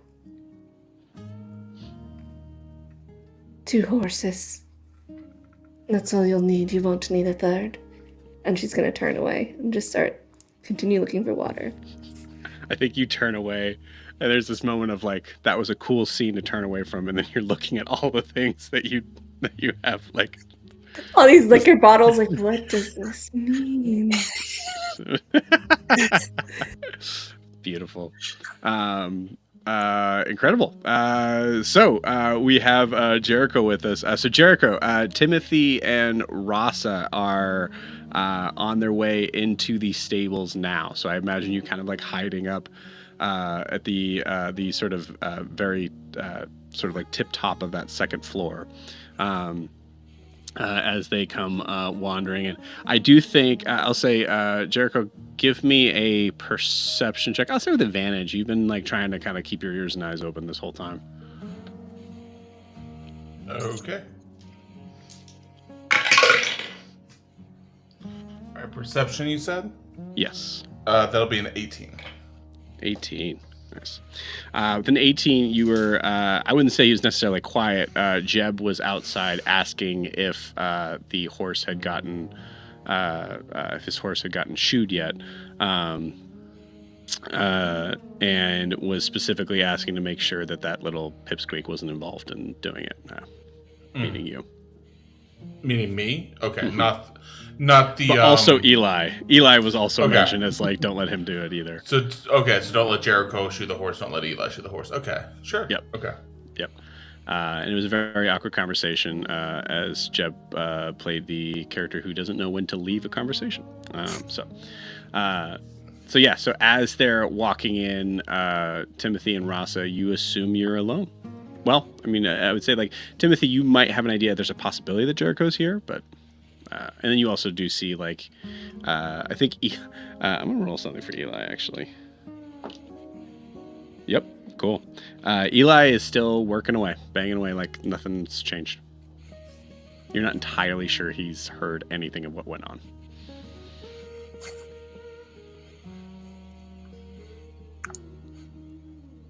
All right, Eli, you in here? Ting, ting. No response. I'll move in and be like, Eli, hey, you in here? You see him I just imagine he has like a welding torch mask, even though he's not welding at all. He just like lifts it up. Oh, yeah, Rasa, what's up? I appreciate your work ethic here, but the town's in chaos over here, and you missed all of it. I was just talking to her. I'm not talking about the lady in the bar. Oh, okay. Although she still is in there, and we could use a little help. Did she mention me? No, she didn't, but there's still plenty of time for her to do so. Great. Okay. What were you saying? I'm saying that we were attacked by a bunch of Emberbacks, and the saloon is in a little disarray while you were just in here working away. Oh yeah, I was trying to do the make the shoe. Okay, yeah, all right. What do Timothy? Yeah, okay, all right. Well, what do you guys need me to do? You could grab some boards. Is Ophelia okay? Ophelia is just fine, but you can certainly ask her yourself when you get there. And there's a couple other ladies you might want to introduce yourself to while you're in there. From where? Oh, yes, from the train that blew up while you were also in here working away. What? Yeah, hurry up and get your stuff, and we'll go look at it. I'll tell you, man, I thought one of those hits was a little louder than the other. Shit, okay, all right, yeah. Give me some heavy boards, maybe look good. Timothy, you need me to do anything? I'm just gonna grab some, and he just grabs some of these like loose boards that are up. We gotta, Rasa. Why don't I get your help? Eli, the horse hasn't been shoed yet, right? No, I just finished. You wanted me to make a new one, right? We just needed one new one. I told Jeb this would be done. Maybe Rasa, do you want to give me a hand? Maybe we could try to do this relatively quickly. Yeah, You guys do that. I'll start working on the anything around the saloon. absolutely, Eli. Why don't you go get started, and we'll be there to help you out All right. in just a couple of minutes. Do you want me to get Jericho? Sure. He can help hold some nails for you. All right. Where is he? Doesn't he I live haven't upstairs? seen I mean, he's Jericho! usually around the tables. Jericho. Jericho! I don't answer. Must not be here. Was he on the tracks? He ain't gonna be out in the open. All right. Well, if I see him, I mean, he'll just make me look good. So that works. Yeah, go run up and grab him if he's there. Otherwise, we'll meet you there. You want me to go up on the second floor and look for him? Can I sleight of hand while this conversation's going on, pull the ladder up to where he can't get up here? You absolutely can against 3 perception checks. Yes. What would that be? Would that be sleight of hand, or would that be? I would love that to be sleight of hand. Yes. Okay. I'm gonna sneak as this conversation's going on. Jericho, like once my name is mentioned, I'm gonna go over there and I'm gonna slowly. Okay. Would that be okay? Do we want to do this 3 at a time, or do we want to do like how do you want to? No, you roll one sleight of hand to be able to do it soft enough to be able to not be perceived by Rasa, Timothy, or Eli. What'd you get? He rolled a nat 20, didn't he? A 4? 4. So I'm just. I mean, you could roll that one. Yeah, you guys want to roll? If you guys want to roll, It's not guys. It's not a sure thing. You gotta roll still. I got a 15. Does 4 include the bonuses? I got an 18. I rolled a 2. Hell yeah, dude. Jericho! So you just sort of hear as you're sort of like, where's Jericho? You go up, as soon as you're like, well, go up there and get him. You just hear a. Yeah, there's a moment of silence as everybody's just watching the ladder. Just slowly go up a rung at a time. Jericho? Does it Jericho, stop? I think the town needs some help. Would you mind giving us a hand? Guys, the ladder's moving. Hold on. Hold on. Are you talking to me? Oh shit, Jericho's up there. Yeah, there's a. I'm not kidding you. with Eli train- rolled a nat 1. So Amazing. All right. I'll come down. I'll start coming down the ladder slowly. Are you, Mr. Timothy? Are you talking to me right now? Yeah. There was a problem with the train. An explosion, whole bunch of chaos in town, and we got to deal with this horse. I promised Jeb I'd get it done. Actually, you're real good with horses. Do you think maybe you could help me kind of settle it down, make sure it's nice and calm for me? I just want to shoe it real quick so we can go help the people in the town. you see Eli kind of bend down and jerk. Rasa says there's a lot of ladies out there. Okay. That's sure, Eli. That's okay. I don't know what to do with that information right now. All right, snoozy lose, sucker. I'm gonna bring these back out over there. I'm just gonna bring the wood out for now. Okay.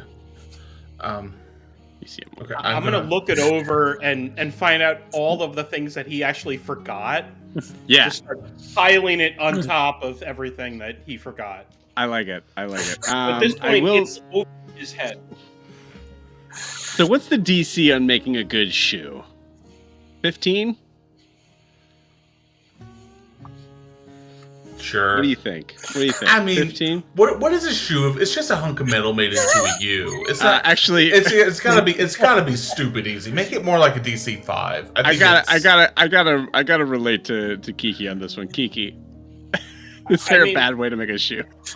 There is a bad way to make a shoe, but the harder part is putting the shoe on the horse because you don't want to get the frog. You want to make sure you only get into the real hoof part, And not the frog of the hoof. You have to adjust it. So And you have to like it's burn easy. the shape of the shoe into. That's why you see the smoke when they're shoeing. You have to do it red hot so it burns its shape in first. There's a whole lot that goes into it. Okay. So the shoe The itself. easier job is making the shoe. Cool. So making the shoe is like physical labor. Putting the shoe on is technical work. Gotcha. Cool. So we'll call it a DC 10. He rolled an 11. Oh, okay. Oof. So the shoe is okay. So, okay, Mr. Timothy, I'll be right there to hold the horse while you shoe it. Excuse me, Mr. Ross. Excuse me, I gotta walk right by you. All right, Timothy. I think you and Jericho can handle this horse. I'm gonna go watch the spectacle of Eli. Mr. Ross, are you sure you don't want to stay? I'm sure, Jericho. But as soon as you don't want to stay with me, Mr. Timothy?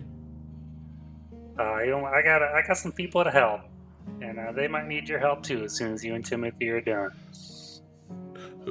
Who would need my help in town? Well, there's all kinds of injured passengers out on the train. There's some people from Rustwater who were hit by debris. There were some Emberbacks that attacked and tore up the Rustwater, the Dust Bowl. All kinds of things to do out there, Jericho. All the hands we can get. Okay, I'm sure. Okay. Okay. I'm better with horses though, so okay. You sure you don't want to stay with me and Mr. You don't want to be another person here besides me and Mr. Timothy right now? You know Timothy well enough. He's a good person.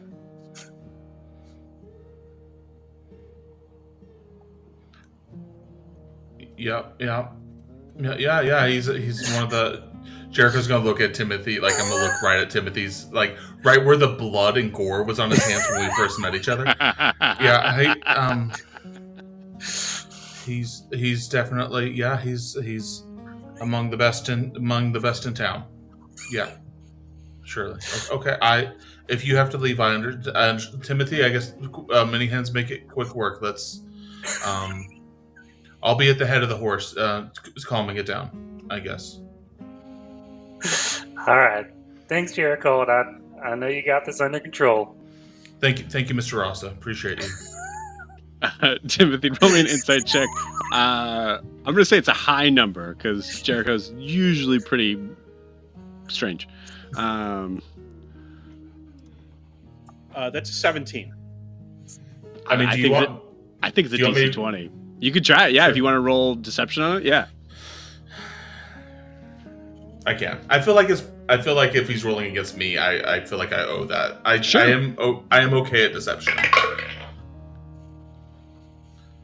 Oh, fuck me. No, hold on. What did you roll again? 17. All right, you beat me. I rolled a 13. 13. Okay, cool. So 13 is enough to be like, he seems to be a little more antsy than usual. That's what you determined, Timothy. Whether that's because of all of the craziness of the day, what have you, seems to not want to be alone.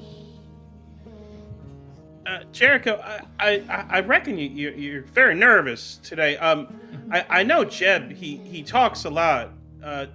Don't pay him no mind. He's harmless. And I mean, if everything out there is too frightening for you, I mean, we could definitely use extra hands. But if you're too frightened to help out all the other town folk, I mean, I guess they'd understand.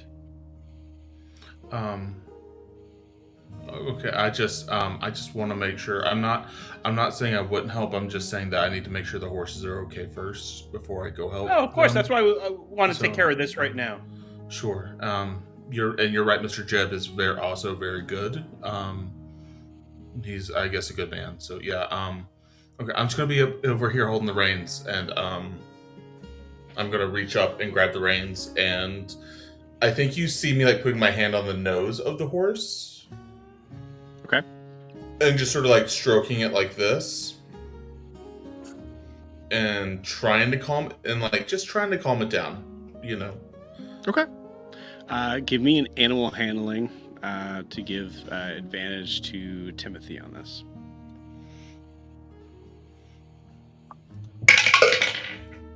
That's a 7. I am not rolling good tonight. I rolled good for New Moon. If you want to see a good D&D player, I was good on Tuesday. So I'm sorry, y'all. This poor horse. This That's all I've got to say. A good D&D player is always good with his dice. No, I think what we can do is some fun with this is that as Timothy, as you're about to kind of like start to kind of do the process of putting the shoe on, and Jericho, you're kind of trying to calm the horse down. All of a sudden, the doors kind of spring open. All right, I need 2 horses. Vera, can you give me a couple of minutes? I'm trying to shoe this horse here. I got 3 gold. I mean, but okay, can you just direct me to where the horses are that we can get rid of? Jericho, that's kind of your department. Yeah, I can't. Okay. Jericho, we'll say, sorry. Give me a dexterity saving throw. Yeah, of course. All right, that's gonna be a 10. Okay, cool. Beautiful. So what happens is the door, the horse kind of like neighs, throws itself up from its like front legs, and Rears. Rears. Thank you. As Timothy, you see it kind of like come back down. You hear Vera kind of like. You hear that conversation, and then as you are asking Jericho if he wants to help out in that department, you hear Jericho respond from the 2nd floor as he has been flung up to the 2nd floor by the horse. Yeah. I would say no damage. I just think it's funny.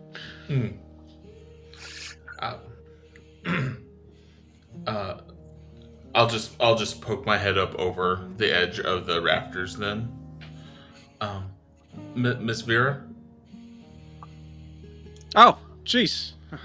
You see her kind of like, hi, Jericho. Sorry I gave you a fright. I apologize. Nope, it's okay. It's all Not meant to good. do that. What horses can I take? Out of character, I'm assuming there's horses here that she can take. Well, I think in this area they all kind of belong to somebody. But okay. There's one for sure. Because someone left it and will say that they died. And no one came to claim it. Sure.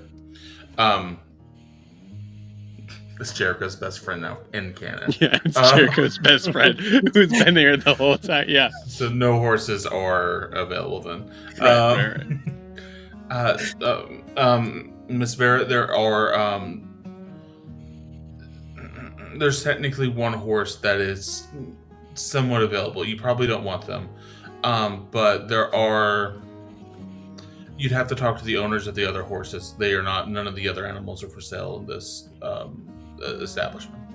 Honey, I got 3 sorry. gold. I'm sure they'd be fine with losing a horse. Or just tell me, is dead Carl's horse still here? Yeah. Yes. No. Yeah. No. Yes. You mean Tabitha? Yes. I don't know, Jericho. Do I mean Tabitha? Yes. Yes. Listen, I'll split it with you. Yeah. No. Tabitha's here. Tabitha is for sale. The other horses, you'll just have to talk to the other owners. Jeb's horse right now is being reshoed by Mr. Timothy, and If you want to, he might be open to exchanging. That's no problem. Jeb and I go way back. And she goes, why don't you get Victoria or whatever ready? And I'll... what? Nothing now. Okay.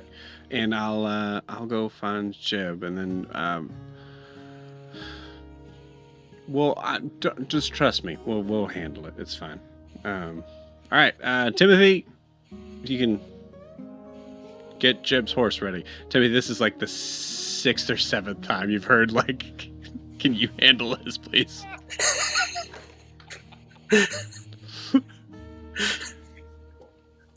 Can it be ready in like an hour? I reckon I could try. I can't guarantee nothing. I'm not usually the one to shoe the horse, but I will try. All right. Well, can I help out in any way? No, go talk to Jet. All right. Okay. If you sure you don't want us, Miss Vera, you could stay as you don't. Okay. No, you just told me I can't help. I got things to do, Jericho. I'm sorry. I didn't mean. Okay. Yeah. Why do you want me to stay? No, I'll be okay. I'll bring your new horses over. Oh, so you don't want me to stay? Okay. All right. No, I will. I'll be. Thank you very much for your time, Miss Vera. I appreciate it. Keep playing hard to get, little one. It just walks off. I'm not playing any. I know, honey. I was just joking. Okay. That's good. Just get Jeb's horse done. Mm-hmm. Mm-hmm. Timothy turns to Jericho. Are you and Vera an item? No, Are you no. hurting her? No, sir. I'm. I mean, she's single. Mm-hmm. I understand that she's single. She's a very nice person and a great member of this community, but I am actually not looking to court anyone at this time. I'm actually married. Thank you for asking, though. Jericho, you're married? Where's your wife? Not here right now. Okay. I'm guessing you don't want to speak about it, and I mean, please forgive my manners. I must have overstepped. Mm-hmm. Maybe we could talk more another time. Mr. Timothy, you were perfectly fine. I so appreciate you and your kindness and everything that you're doing for me right now. I promise. Let me come down and help hold this horse one more time. I promise not to get flung to the rafters again. Okay. Let's get this horse. So what are you going to have me roll to try to shoe this horse? I'm going to give Jericho another shot. Okay. And then if that doesn't work, I think probably... I want to say it's an athletic. I know there's an art form to it and that sort of thing, but I'd say for Timothy, it's I think there's probably a little bit of a sense of like frustration of like, as long as it works, it's fine. I rolled a 19 on animal handling. There you go. Yeah. Cool. Awesome. So say, Timothy, it is your, well, have some fun with this. It is your choice on whether or not you want to roll a sleight of hand or athletics check. Sleight of hand would be the better fitted shoe. And then athletics would be more likely to do the trick, I assume, based on your set sheet, I assume. I mean, it's this is not something that's perfect. He just wants it done. So he's just gonna roll athletics. You got it. With advantage. Oh. Hold on. It disappeared. There's a 20. You got a 14 and a 9. Yep, Nice. 14. Plus 6. It calculates it. Oh, No, God. it already added the 6. Oh, That was you're a right. bad roll. So My high Okay. roll was a 14. 14, cool. 14, it's on there. You look at this work and you go like, I haven't really done this in a while, and if Eli were to look at this, it'd be hard to really kind of give him any sort of teaching thing. This is not a good job. But This is not a good job. I mean, it's on. It's not great. And it's not going to be good for too long, but, you know, it's on. All right. You could blame it on Jericho, Yeah. who's doing a Mr. great job at keeping the horse settled. Mr. Timothy, you did a great job of shoeing that horse. Good job, sir. Wonderful watching you work. Jericho, I'm going to actually bring some more supplies to the saloon. It's in pretty bad shape. Most of the town's in pretty bad shape. I mean, if you can assist, we could definitely use extra hands. I mean, I can help Miss Vera one of these horses delivered anyway, so I can definitely bring them over if you would like. That would be, yeah. I can help assist for as long as I can. That sounds righty. Beautiful. So I'll just go get Tabitha out of the stable. Again, Jericho's only friend. There's bows in her mane that have been tied in there. And her tail has been like trimmed precisely. This is the most like taken care of horse you've ever fucking seen. And Jericho's just slowly walking with her to the saloon to sell her off right now. Beautiful.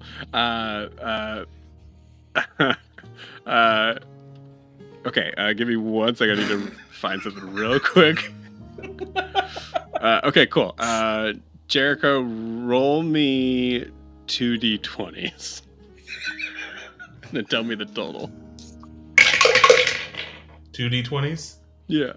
Okay, that's 22. Okay, cool.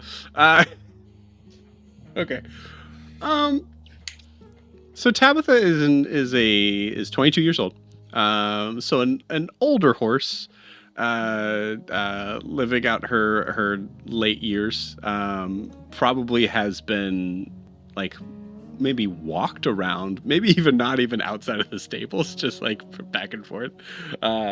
So is as soon as Jericho, do you think you let her out of the stables ever? I think her joints ache too much. Yeah. So he like lets her out into like this smaller area to walk around in, but not like loose. Cool. You got it. As soon as you let her outside, there's the like kind of like the blinking against the sun that's like just beaming outside. Yeah. There's only time he lets her out is when there's another horse around because she doesn't see very well, and the other horse like helps her along the way. Beautiful. I love it. So Jericho is leading leading Tabitha with Timothy in tow. Meanwhile, out in the desert, we see Ophelia with Blair not far behind, coming up to Silas. As we were leaving the saloon, I said, do not say a word and keep back. If we're going to pull this off, I'm going to need you to be quiet. As you're coming up, you hear that. Yes, sir. Locomotive seems to be intact. So far, no injuries except. Well, sir. Yes, we may have lost the judge. Yes, sir. Yes, sir. We're looking into it, but could use some more. Can I help you? Hi, I'm so sorry. Do you have just a couple minutes? I'll let you finish your phone call, but I just wanted to. Sir, you sounds like you're cutting out. You get so click. Can I do Yes, an ma'am. insight if you did that on purpose, or was it actually cutting Oh, you out? absolutely did that on purpose. Yeah, 100%.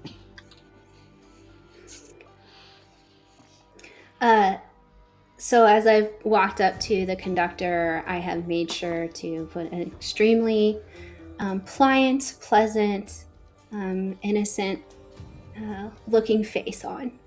Cool. Um, I rolled and- to see if he recognized you. He did not. Okay. Oh, so he doesn't know that I sent him fleeing from the saloon? I meant like recognize you.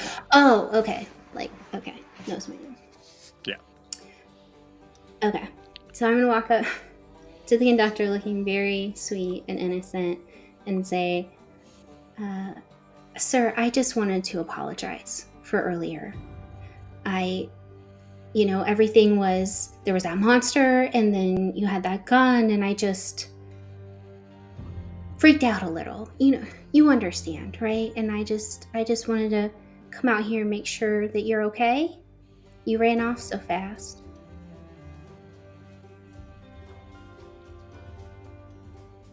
Ma'am, are you aware of what the laws are for aiding and abetting a criminal? Looks over in Blair's direction. Are you talking about that girl? Yes. She's the number one suspect for what happened here. That can't be right. I'm so sorry. That can't be right. Why can it not? She's a friend of ours. I'm so sorry. We're doing all of this and we haven't even introduced each other. What is your name? He knows. Hold on. My name is Silas Bronwyn of the Brasslight line. Okay. Well, I handle it with my hand. My name is Ophelia Hargrave. You see him kind of go to like shake your hand and then. Miss Hargrave. It's so Pleasure. nice to meet you. So, like I said, that girl, Blair, she's a friend of ours. Is she now? She is, and I don't want to presume, but I assume for the Hargraves. Of course. And the people that we treat as friends, they wouldn't be doing something like this. We all rely on the Brasslight. You understand. Well, Miss Hargrave, I appreciate your candor in this, and is now fully talking to Ophelia in a way of like, as if Blair is not there. You see, we're kind of in a predicament here. Of course, whatever did happen here certainly doesn't look like an accident. And to be honest with you, we have the death of a very important individual, someone who would be important in Brascia. I didn't realize who was on the train. Guess it doesn't matter now. Judge Steele. Oh. Yes, And you think all that was for him? You're sure? Well, you're a smart girl. I assume you're very well educated. You can see at least how it looks. Mm-hmm. I empathize with your position, but I need you to also empathize with mine. I absolutely do. And I want to be as helpful as possible to you, Silas. First of all, with Judge Steele, we both know he probably had a list of enemies about a mile long. Well, I'm not Miss Hargrave, I can't. I'm not discuss those. I'm not talking out of school, but let's be real with each other. We're gonna be honest. Neither of us is naive about that. You're right. But I am telling you that Blair is one of ours. And in if we're being honest, again, if you go back to Raisha and you're telling them that our Blair was the one doing on that train, what you're really saying is it was the Hargraves doing it to that train. You understand? I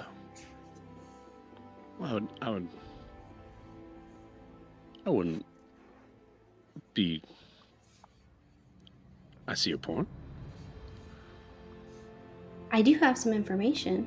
Might be helpful.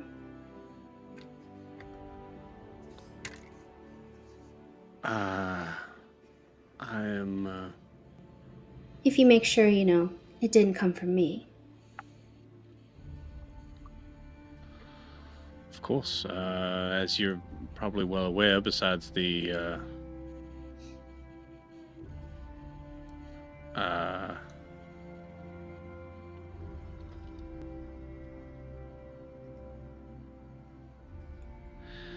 Bronwyns do not have a very big name in Vracia, so it is a difficulty that I can only imagine being heavy weighs the crown. Sure, absolutely. I can't promise anything in return for this information, but I'm just, like you said, I am sympathetic, so I'm going to tell you what I do know. Which is that when I was over in the saloon, I couldn't help but overhear those 2 security guards. They're looking to get out of town fast. And I wonder why that is. Now, again, you didn't hear that from me, Mr. Bronwyn. You understand? And we also, he's capable of that Emberback, so I don't know that I'd be trying to confront him on your own, but if there's something you need to send back to Vracia, I'm telling you, that's what's happening right now.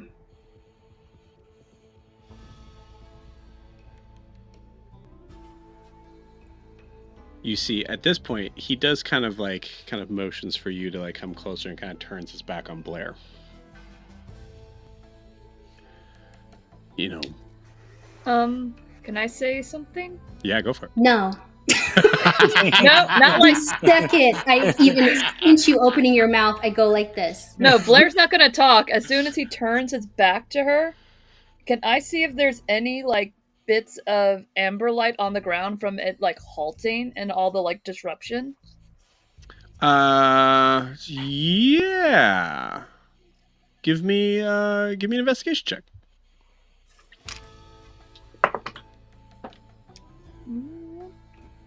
That's gonna be an 18.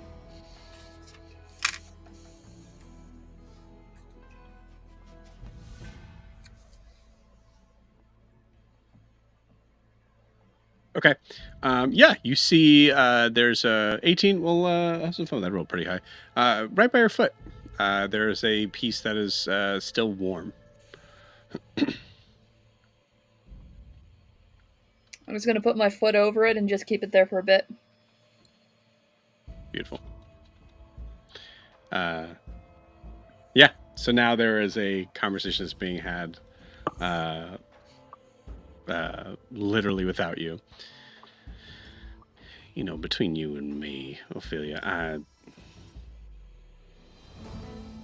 Vracia trying to be as accommodating, political, riffraff being what it is. This hire was not on our radar until recently. So, I don't know how much you know about her, but those that want to come to the capital want to come for 2 reasons. 1, understandable, better life. I'm concerned about the other one. Well, I'm going to say this very delicately. There's a 3rd reason why someone's on there, and that's because someone placed them there, right? Sometimes we need friends, convenient places, You see a Don't make, Mr. Bronwyn, I know we are trying to be candid with each other, but don't make me go any further. Ophelia. Ophelia, roll me an intimidation check with advantage. Holy shit, Rachel. Wow. With advantage. With advantage, absolutely. Okay. Hold on. It's my intimidation. 26. You hear an audible gulp. Of course. On top of that, the gentleman that and his posse that you were discussing with have only been with us a very short time as well, and his record was abnormally spotless. So, Well, who's to say? none of us are spotless. Yeah. Right. Well, we so appreciate your understanding, Mr. Bronwyn, and if there's anything you need me to do for you, you let me know. Thank you kindly, Miss Hargrave.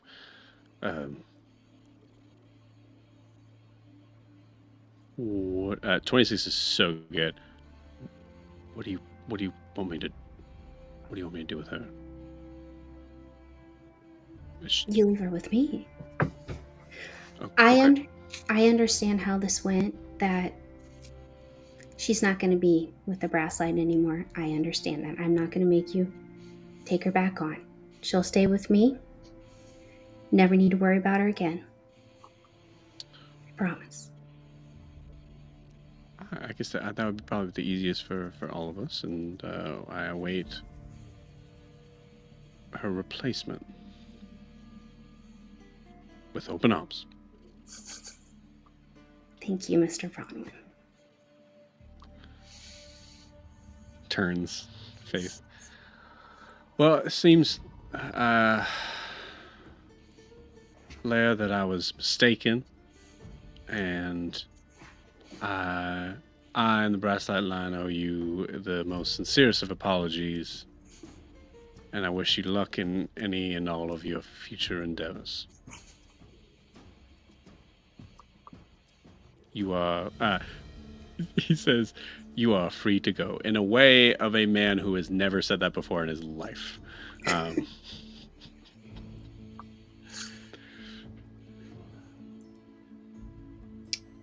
Well, thank you for being so kind. Oh, it looks like I just got something on my eye here.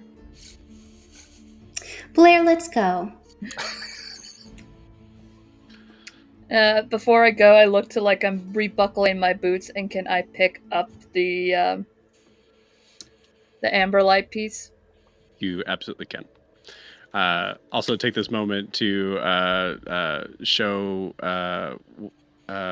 via Dan what we were all thinking there. Unbelievable. Very nice. Cool. You see him walk back to his machine, stop for a second, kind of like fiddle with the wires a little bit, and then actually go back to the Brasslight. Probably to talk to Cody 1 and Cody 2. All right, so as you start to head back, you see actually I think you both turn around and you see Eli just kind of like standing like just in the corner between both cars, just like holding the wood pile, and then as you're walking, excuse me, ladies. I give him an appraising look he would appreciate. A nice up and down and a smile. Beautiful.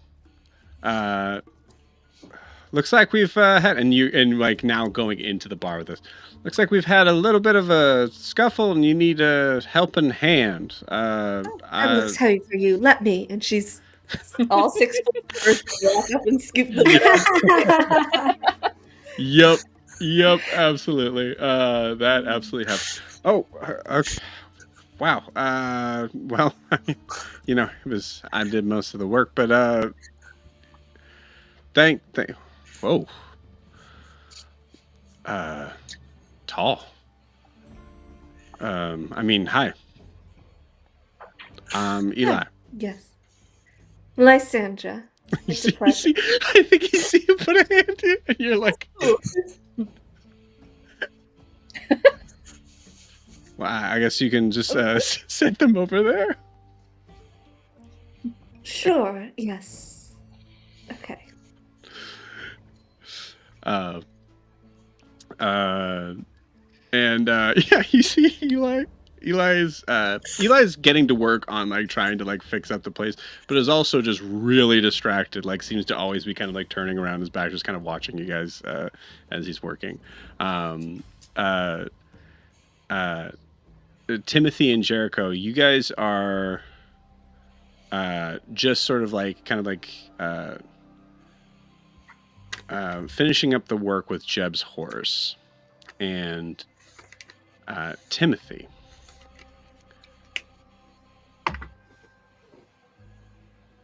You notice something as you're about to kind of like step out into the open air. You realize there's something you haven't really checked on in a minute, and you reach into your pocket and come up empty.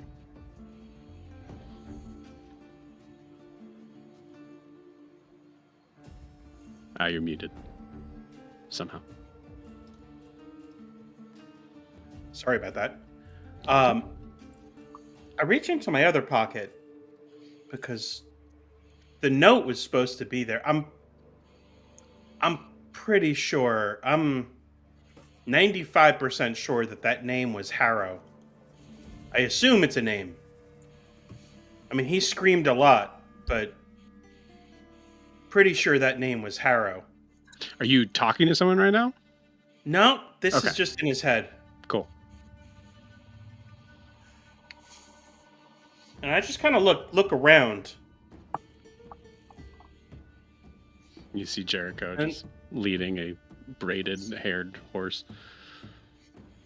Jericho, when I came in earlier, Mm-hmm. Yeah, yes, Mr. Timothy. did you see a note somewhere?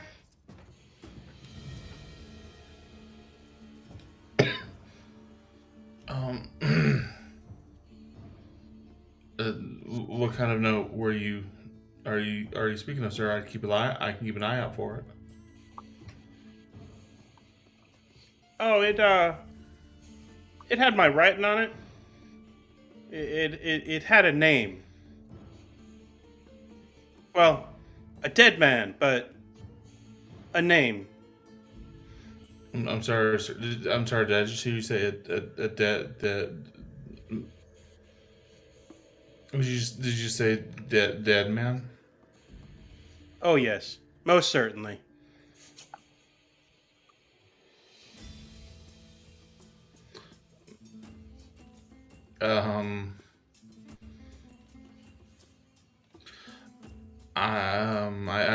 I did not see any notes, sir. I'm sorry. I don't know what you're talking about. Oh, no worries. I appreciate your help with everything. I will be on the lookout for it. Does it say anything? Does it say anything in particular, or is there anything? It just markings that has should- his name. I'm almost 100% sure that I have the name correct. I'd like to verify. And I hate to lose things after going through trouble. Trouble?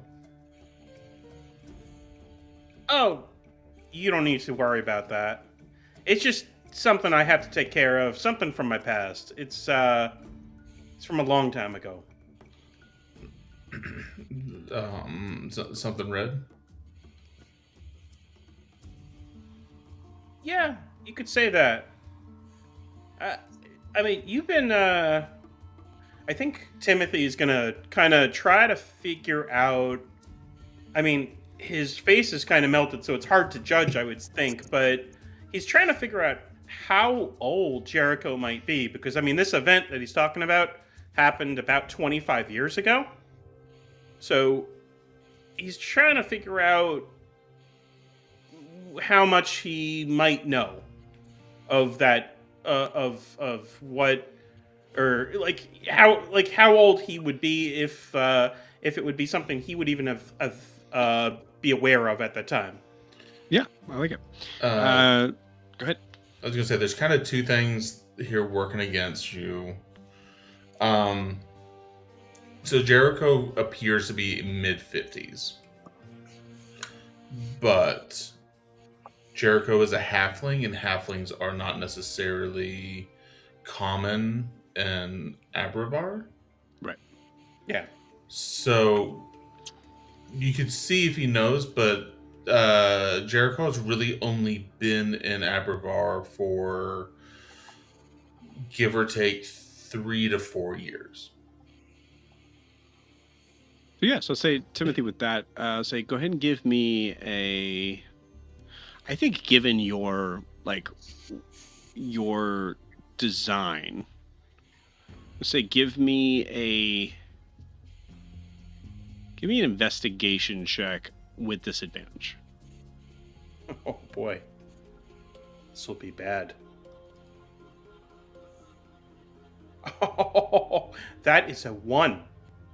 Okay. You are absolutely unsure. Could Unsure. be 20. Completely. Could be. Yeah. You know what, Jericho? I've known you a little bit now. I feel we're well. I tried to be cordial. Mm-hmm. There was a time in my past. I was actually happy. You're not happy now, sir? Are you mad? Oh, I get by. But I had family, and that was all taken. You had a family, sir? I'd love to hear about them. Please tell me more. Well, I will say, if you guys are walking and talking, you're getting close to the saloon. Mm-hmm. Yeah, maybe another time. Just know I protect my family. And vengeance is sometimes an ugly game. I'm sure if I met your family, sir, I would love them just as much as you. Thank you for telling me about them. I appreciate it.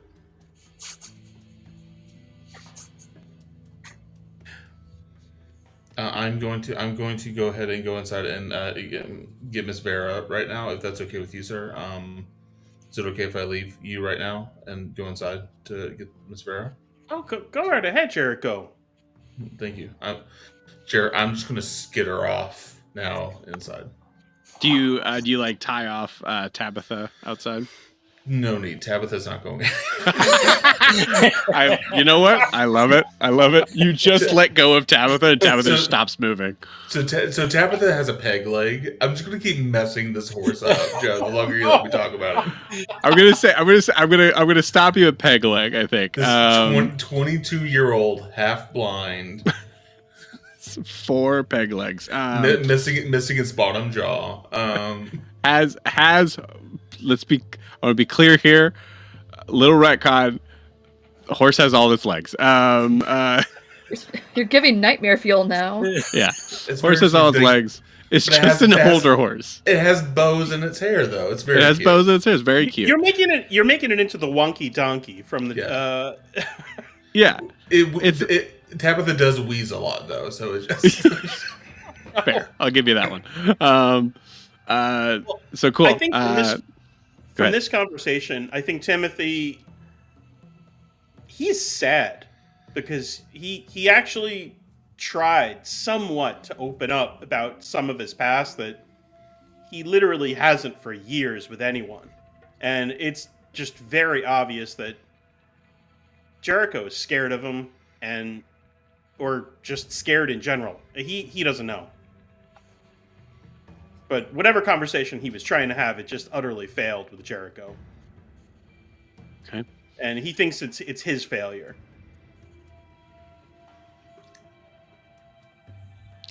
Jericho, as you go walking up the stairs, and you give me a dex saving throw. Sure. That is a 13. 13. You trip a little bit, stumble, as there's a board that seems to shoot up from the deck. It seems to have just kind of been pulled up from the nails.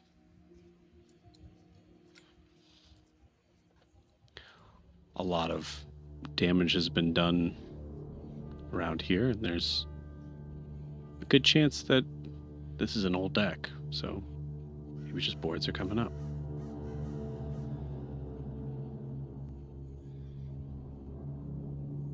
But you know better.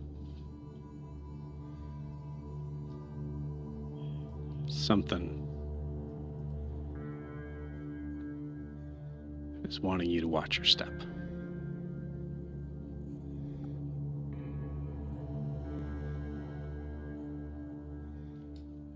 What do you do?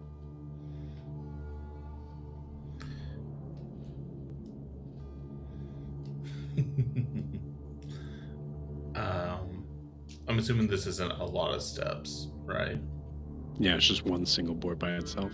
This one's a word.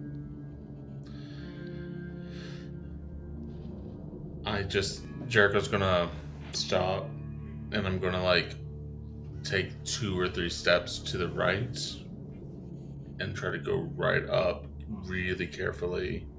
And I'm gonna turn around and look at Timothy. I don't know if Timothy's still in eyesight or not. Mm-hmm. Right behind you.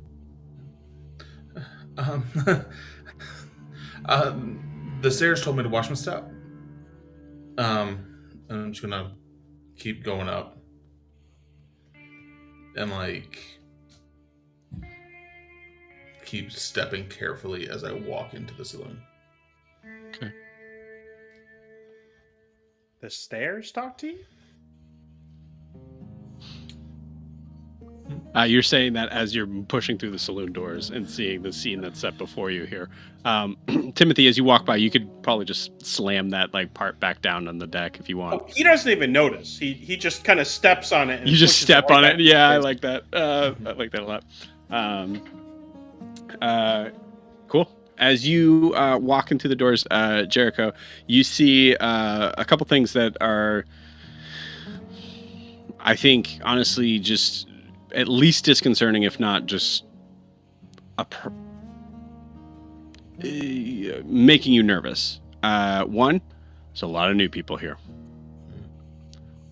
2, you do not see Vera.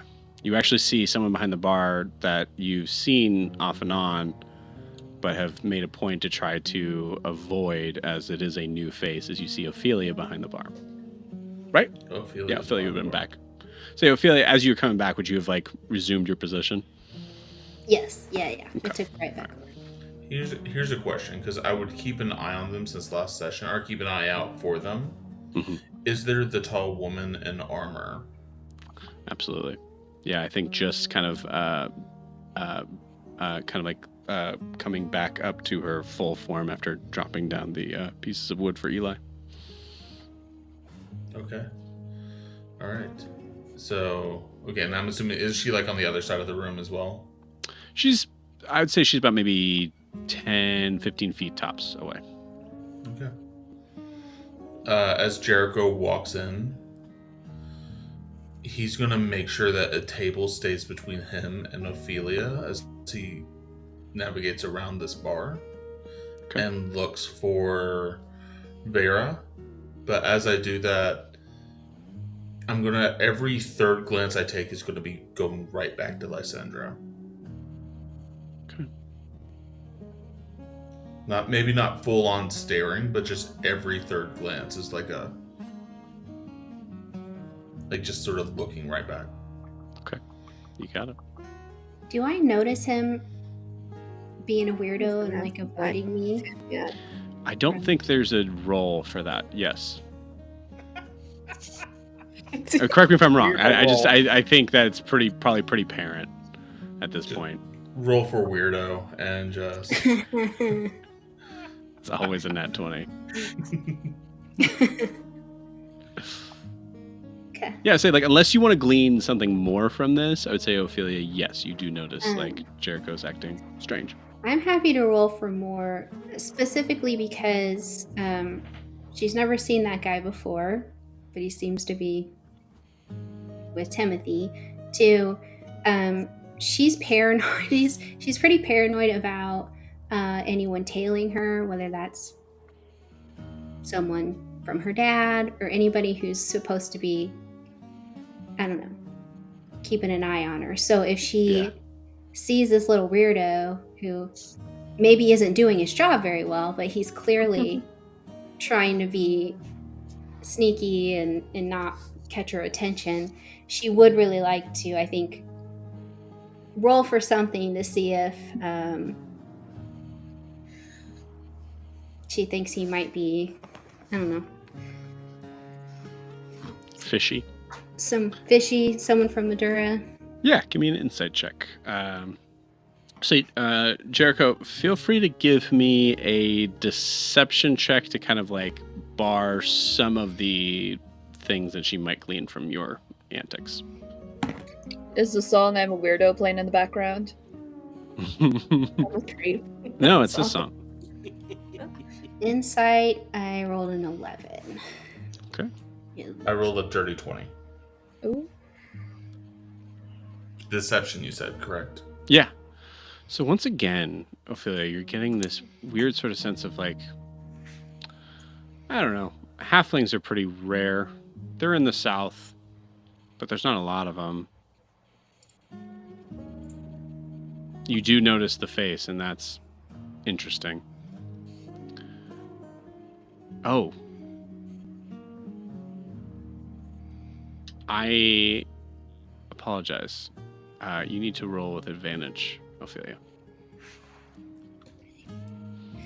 Come on, dice. Worse, 10. Cool.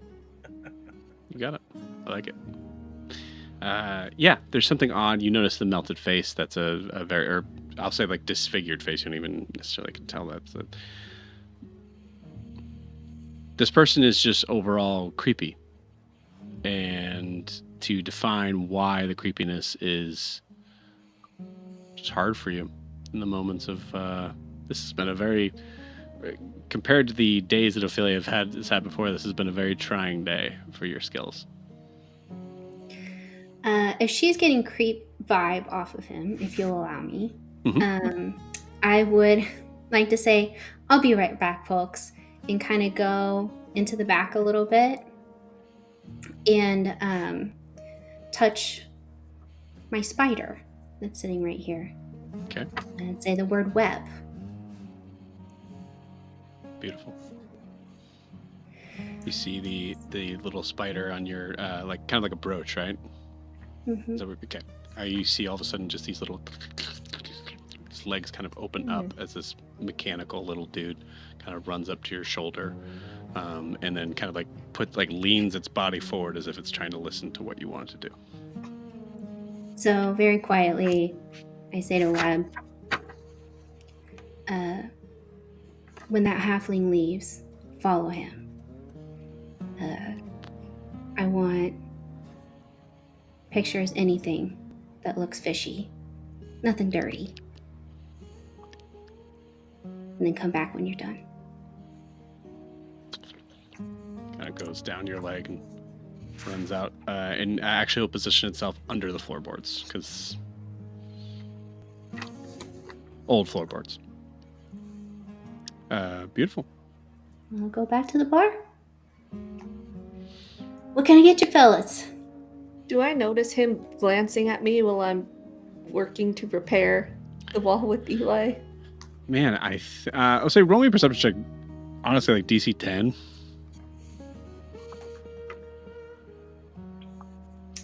18.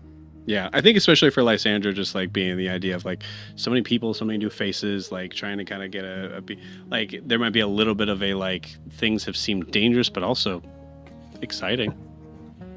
It's new. So yeah, you notice that consistently this little dude seems to be putting himself in a lot of space. I think there's like Jarek, I kind of imagine you like trying to kind of keep yourself like you're maybe always like 5 feet from a wall, sort of thing, to be able to kind of like push yourself up against, like you're just kind of giving enough space in there. So Well, she has introduced herself to everybody else in this bar, and he has not been introduced, and it would be rude to not introduce yourself to somebody new, so she's going to start walking straight for him with a big smile on her face.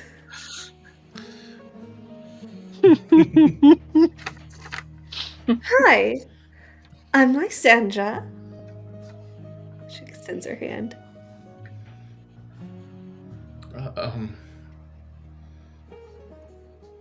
Hello, Miss Lysandra. My name is Jericho. Jericho, it's a pleasure to meet you. Mm-hmm. It's very nice to meet you as well. Are you okay? Do you need care, aid? No, ma'am. I'm perfectly fine. Thank you for asking. I am. Yeah, I'm fine. Are you? Are you? Oh. How are you today?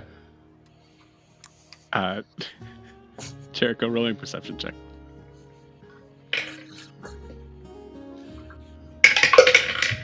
Oh, perception set. Okay. Yeah. Dirty 20 again. Cool.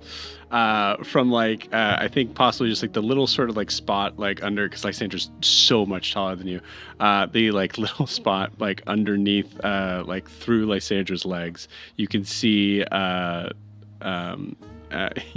Eli just kind of like stopping, turn.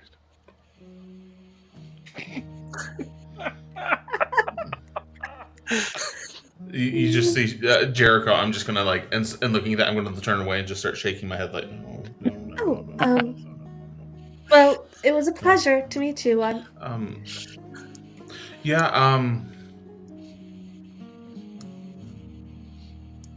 it was very good to meet you as well. Can I ask Miss Lysandra? I know we just met, but is it okay if I ask you a question? Of course, ask away. I hope it's not too forward of me, but do you ever hear the thumping?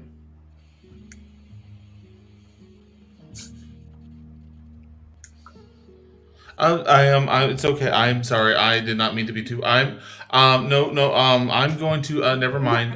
Just a weird thought. No, I'm going to. What do you mean? No, it's okay, Jericho. Jericho. I'm going to. What do you mean? I need to get to my horses. Thank you for your time. I appreciate it. Is there something I could roll for that? Or... You absolutely can. Wait, for that? Yeah, kind of. While you're... We'll handle that in a second. I want everyone here in this bar, I'd say besides Jericho and Lysandra, to roll a perception check. Insight check. I believe I'm remembering that correctly too, Joe, right? There was a thumping and the sand quickening and like moving around her feet last session at the very end. Based on your perception, yes. Yes. Yeah. Then that's what I'm acting on right now. You got it. Yeah, so for Lysandra, thumping, roll me a history check.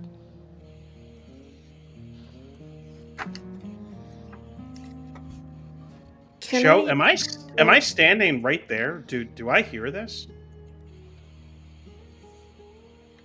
I don't know, are you? Can I use my last leadership die to pull from my tethered spirit's knowledge?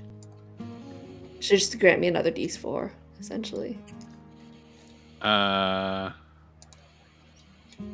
Yes. Yes. Okay, that was I'll really I'll let good. this be a private conversation. I think as soon as I came in the bar, I Okay. went to go seek out Rasa to help out with what needs to be helped out. You got it. That's a 24.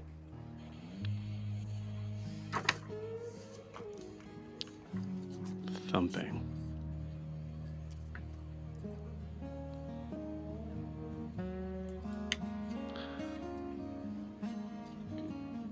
As you're looking at Jericho, who looks to be... Jericho, I kind of imagine in this moment you're... There's a second of full eye contact. Of fully trying to read Lysandra's face. Lysandra, you notice that you feel like there's some weight to these words.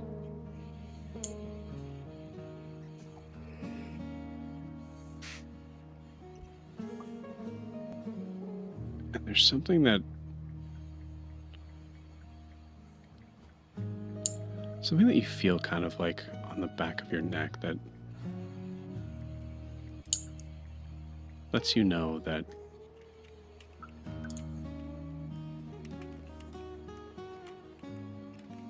this might be something that might be answered possibly when you rest.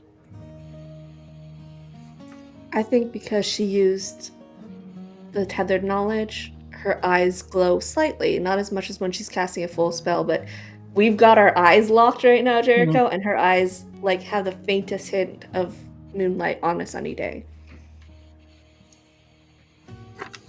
Jericho wonders if he's, as with many things, he doesn't wonder if it's happening. He wonders if he's the only one seeing it. And unfortunately, as we said, Timothy has gone off to talk with Rasta, so... Jericho, I can tell that you're quite nervous right now, but I would like to discuss this tomorrow, perhaps? The thumping, that is. That's if you want, we don't have to, but if you want, sorry, I would like to.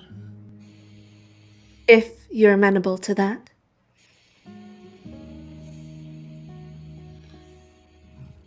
Yes, Miss Lysander, that would be fine. Yes, that would be yes, thank you. Perfect. I can't wait. I need those... Ooh, that's pretty high. Love it. Need those insight checks from everybody. Got natural 20 for 25. You son of a bitch. I only got a 7. I got a 9. I got a 9 as well. Well, isn't that how it would go? So just Rasa and then everybody else. Rasa, as you're not really familiar with who this new face is, but you see that person at the end of the bar that's seems to be helping himself to a bottle.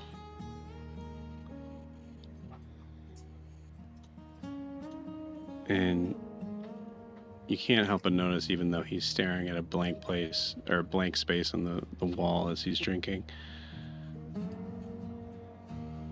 something that was said between Lysandra and Jericho made him stop staring and turn his head only slightly.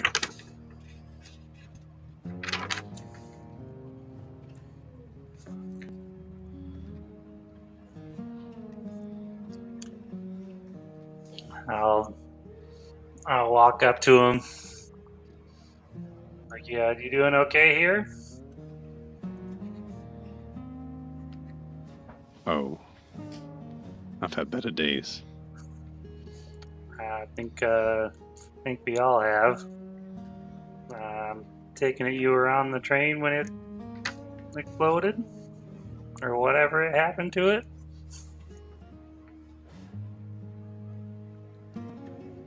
I was very lucky to not be in the line of fire. I'll say at this, like wherever Lysandra is at this point, he kind of like is looking in your direction. Yeah. What about the armor girl? You know her at all? I'm beginning to. What's it to you, friend? Just new faces in a small town. Making sure everybody's okay.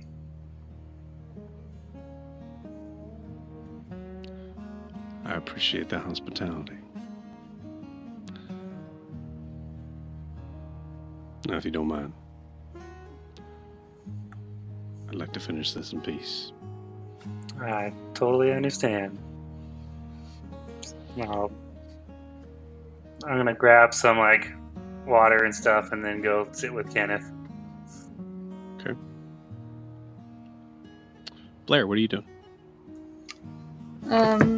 Blair's sitting at the bar with Ophelia, and she has that ember light still in her hands, and you can feel it burning a little, but she has a good grip on it.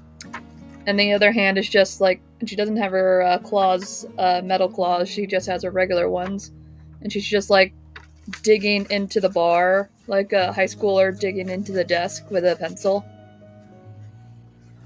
And she's just really thinking about, I couldn't overhear about you throwing names around, and he actually... Who are you talking to? Ophelia. Okay. And he actually listening to you.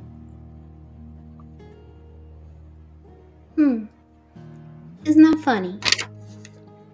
And then I pour another beer, slide across the bar to her, and say, welcome home, Blair. The beer's on me. I have a home. This is only an inconvenient stop.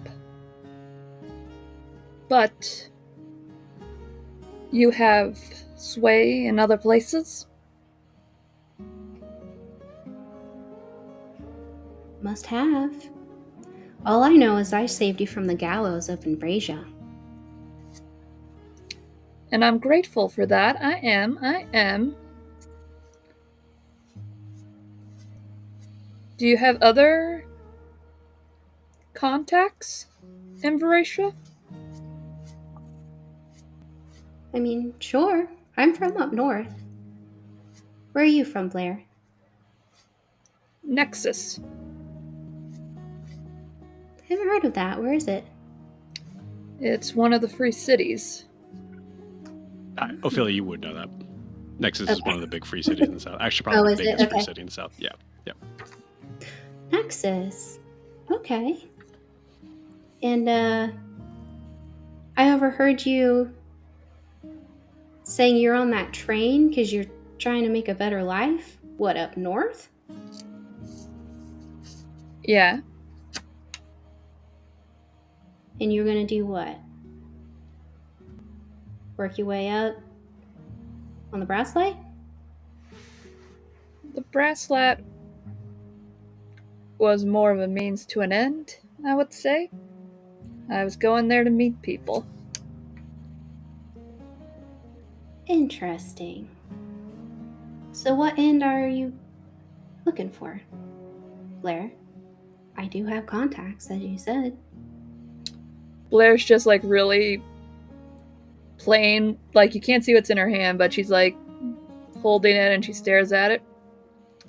There's some ideas I think some people would be interested in what I have to offer. That's all.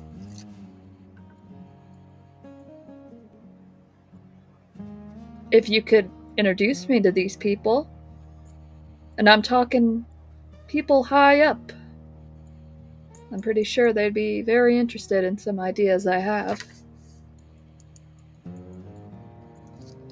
And I'm supposed to do that. Why?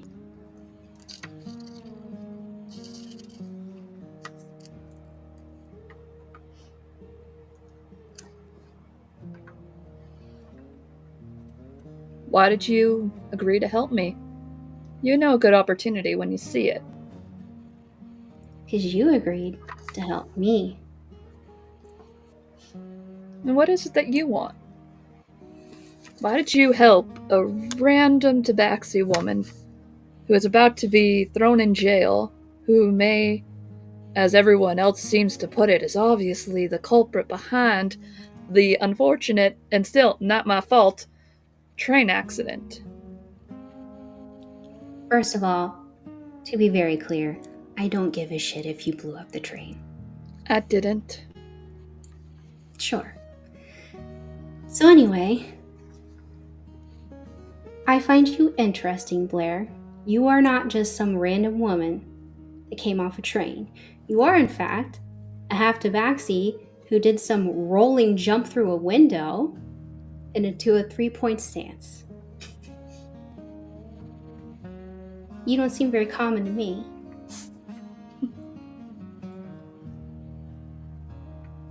That's not the most interesting thing about me. Like I said,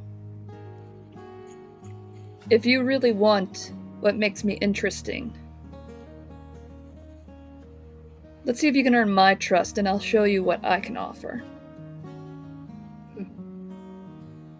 And as a good faith, she's going to open her hand on the table and, like, sleight of hand, just only Ophelia could see the amber light.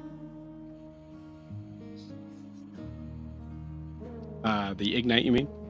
Yeah, sorry, I keep putting amber light in my It's all good. notes.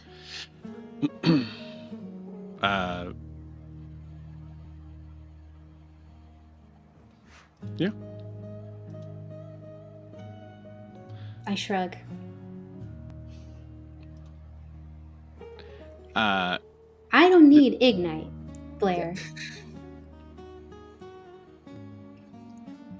If I ever get out of this town, I'm gonna need some eyes, some ears, probably some fists.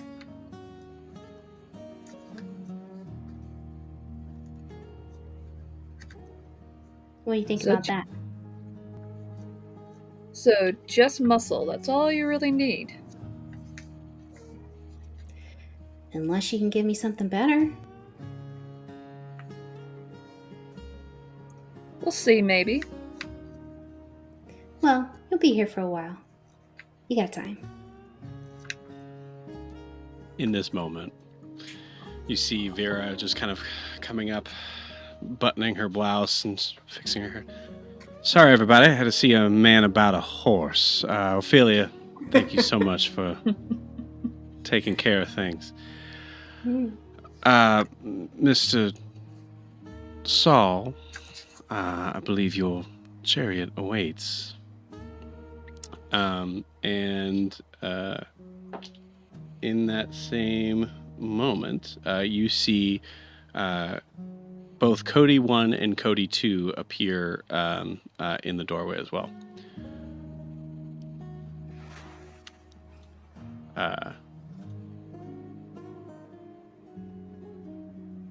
Sorry, 1 second.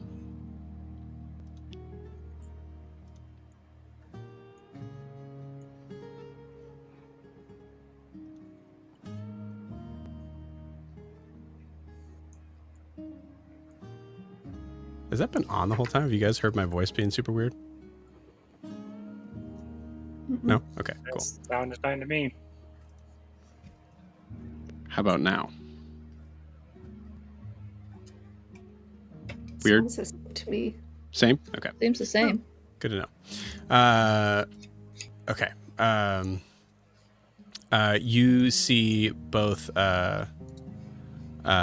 Cody 1 and Cody 2 come up to the come up and like take like a step forward, and then points their hands at Saul and his compatriot, whose name is Shaw, by the way. Mr. Saul, we need you to come with us on a matter involving crime and the like.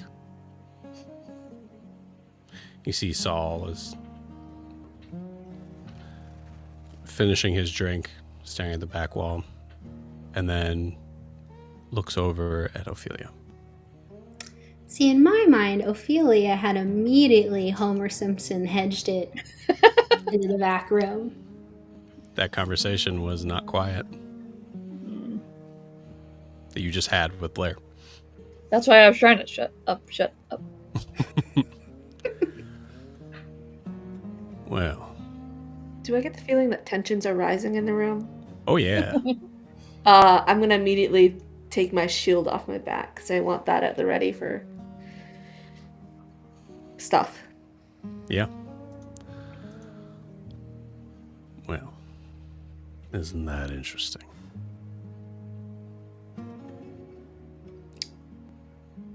I think we all need to take a breath. There's no need for violence after we just got out of that mess. My compatriot and I do not need any air to survive. It's all right. I'll oblige. You see him kind of scoot from his chair, kind of like suddenly. I feel like in the tension of the room, most people kind of like flinch a little bit at that. Shaw. You see Shaw just kind of follows with him. And you see Saul walk right up to Cody 1, Cody 2. Lead the way, gents. And you see Cody 1 and Cody 2 walk on either side of Saul as he is heading outward into the sand. Anyone want to do anything here? That's a making sure I'm opening it up. You don't have to.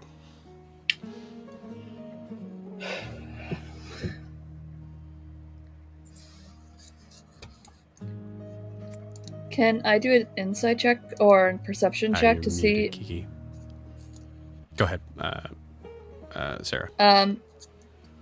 Like his little wrist gun, is it like moving in any type of way, or is he walking normally? He's walking normally.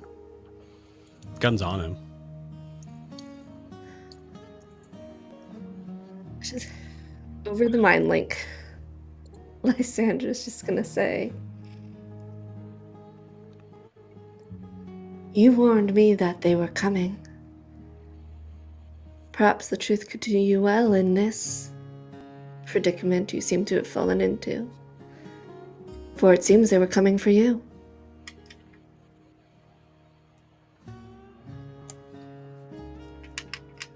Doesn't respond to that.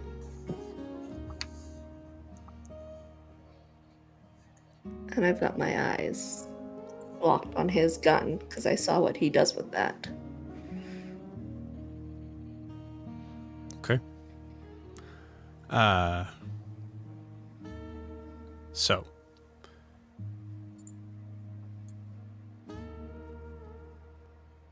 Anyone else? I'm gonna hunter's mark Saul. Okay. If What's that he look like? makes, I mean, there's just a slight hand wave, and it's just for tracking purposes. Cool. Joe, sorry, you go. Have we had a short rest at all between anything? Nope. Okay, just want to make sure. Yeah. Then I'm doing nothing. Yeah. Could I ready an action? What do you want ready? If I see him like about to run, like book it somewhere, Blair has her hand on her whip, just to hit him to try to subdue him. He's already pretty. He would already be like, because you're in the bar. Him moving outside of the bar is gonna be further than the 10 feet. All right. Also, I think more importantly, Blair, if he does run, something that does come across your mind is you're a smart fighter. If he does run, only the guilty run.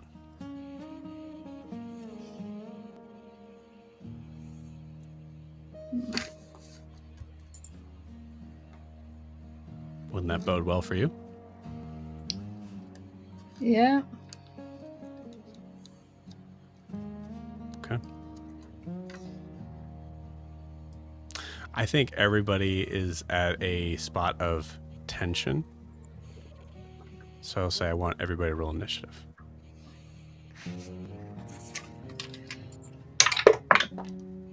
$19. 15.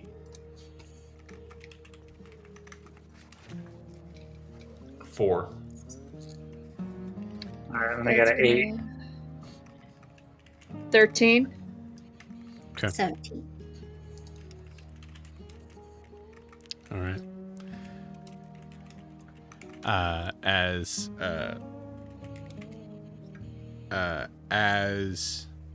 Saul is walking, and actually I'll roll for Cody 1 and Cody 2. Okay, they rolled awful. As Saul is walking, he is passing by both Tabitha and Jeb's horse.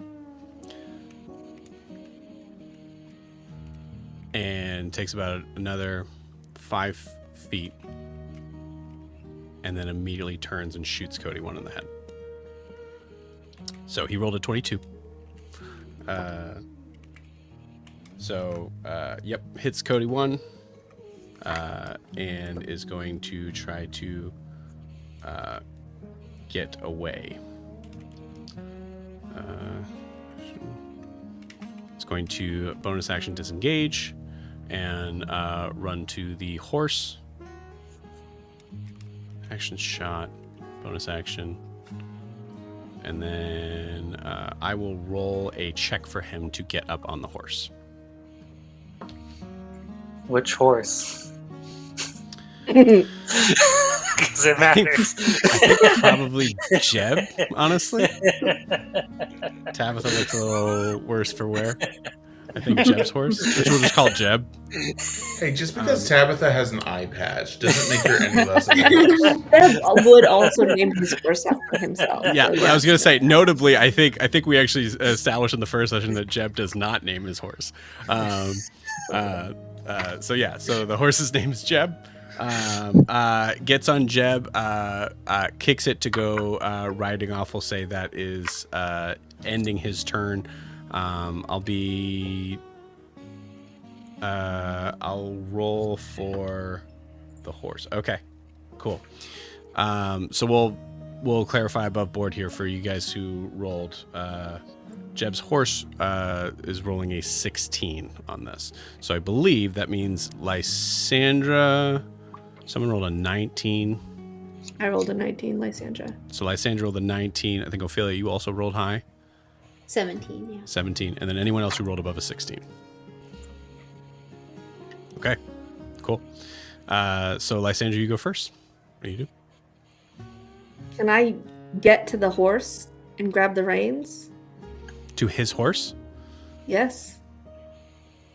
Yeah. Because they were right outside the tavern when they came in. Yeah. No, I think you can, like, moving your full movement. Yeah, absolutely. I'm looking at the tenants. My oath tenants. Yeah, I've got to grab that horse. Okay. Yeah, she's gonna run up, grab the horse with one hand, and she has her shield in the other. And she's just gonna look at him, her eyes glowing because he's being mean. And she's very emotional about people being mean. illegal assholes. And she just says, "Submit. It's not worth this fight." As she's holding onto the reins of the horse. Okay. I He think the is. Brasslight counts as a just authority in her eyes right now, so. Yep, makes sense. He is now staring daggers at you. In a space of, you feel like you're on a list at this point. Beautiful. Yeah, I'll say go ahead and give me, I would say, animal handling or athletics. Oh yeah, definitely athletics. Let's go with Cool. that. How about a 24? 24, I think will do it. Cool. You hold the reins and like seem to kind of like be able to control the reins from his grip. We'll call that an action. Anything else from Lysandra? I don't know that I have any good bonus actions left. No, Ophelia, you're coming up. Also, the rest of you guys might get a turn.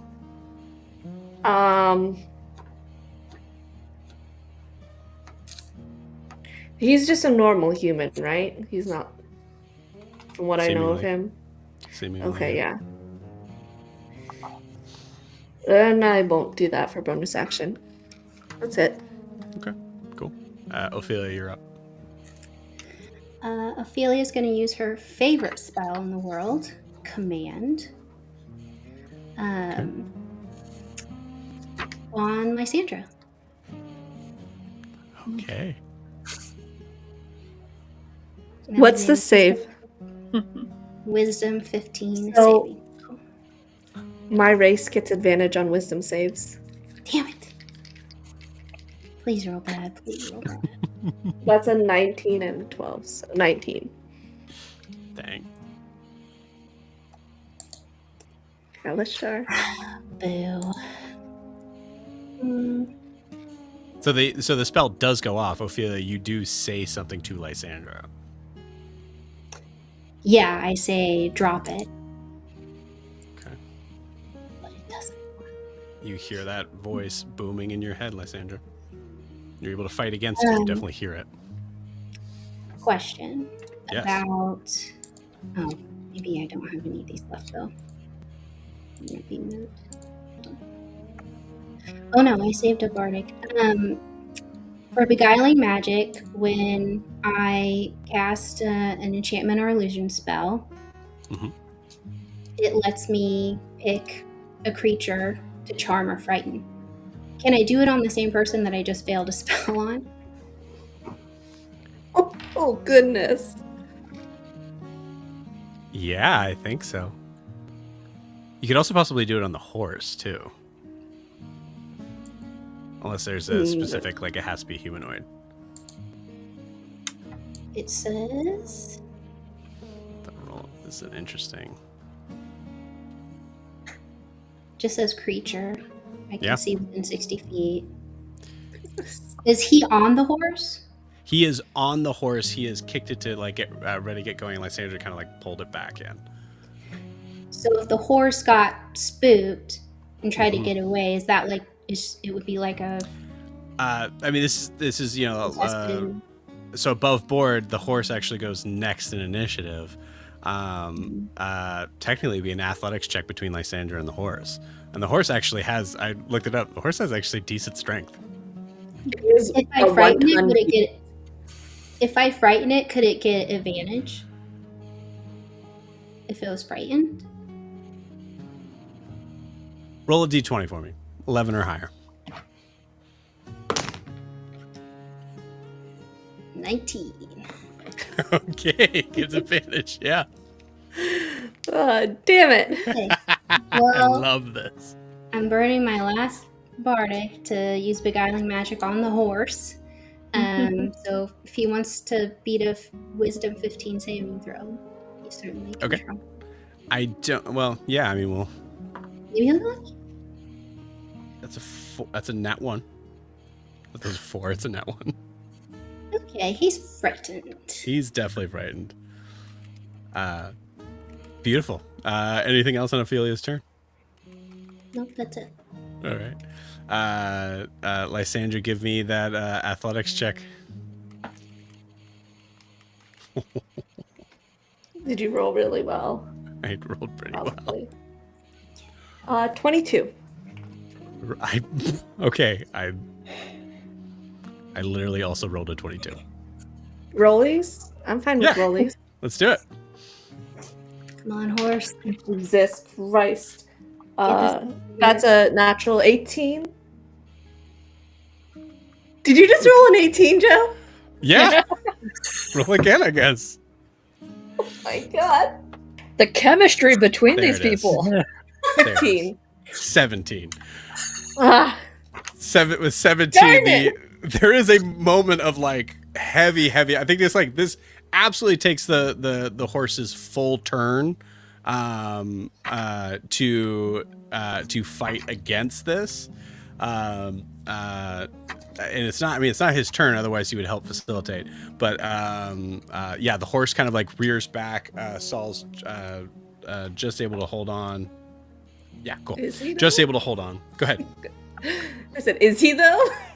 He is. Yeah, he is. Thankfully. 11. Yeah, right. Holds on, digs the spurs in, and the horse kind of gallops off. Can I use my opportunity attack? Yes. I want to try to grab Saul's leg and rip him off the horse as the horse runs by. I hate Okay. you. I am just manly I'm looking at my oath tenets. I hate me too, Rachel. I hate me too. Here's what I will say. Like, yeah, this is playing to the tenants. I fully understand. Here's what I'm gonna say. Grabbing man by the leg to rip him off of a horse is tricky. Yeah, So but I have an opportunity attack. you have an opportunity attack. So I'm trying to make sure that I'm being as fair as I can here. I'm gonna say, Wouldn't that be an unarmed strike to grapple? oh, that's right. It's a new grapple rules. Thank you. So contested strength. So, well, she would have to hit with the unarmed strike, and then he would have to succeed on either a strength or a dex. Thank you. Yeah, so we'll do it that way. Oh, yeah, and it's against him. Shit. Wait, I don't Okay. see anything about hitting. It just says characters typically grapple by using an unarmed strike. Unarmed strike, you make a melee attack that involves using your body to do one of the following effects. So you have to do the melee attack and then impose one of the following effects. Okay, That makes sense to me. Yep. 21 to hit. Yeah, that hits for sure. Okay. So the DC to beat my grapple check is an 8 plus my strength modifier, which isn't that high right now. So it's only a 12. No, 12. but it's also plus your proficiency bonus. So it's a 14. 14. So I don't. Yeah, it's not contested anymore. Yeah, and he has to make a Okay. strength or dex saving throw. But he's a rogue, so he's probably gonna get dex out of there. We'll see. So dex saving throw on your boy. Yeah. So all of these things take place as there is a heavy sort of like nasty sort of neighing sound as Jeb's horse is being throttled back and forth. We see Ophelia. I think Ophelia, where are you like setup wise? Like, do you think you're like, obviously you don't have to, you can still be behind the counters or anything, but is there any sort of effort that you seem to push in this visually?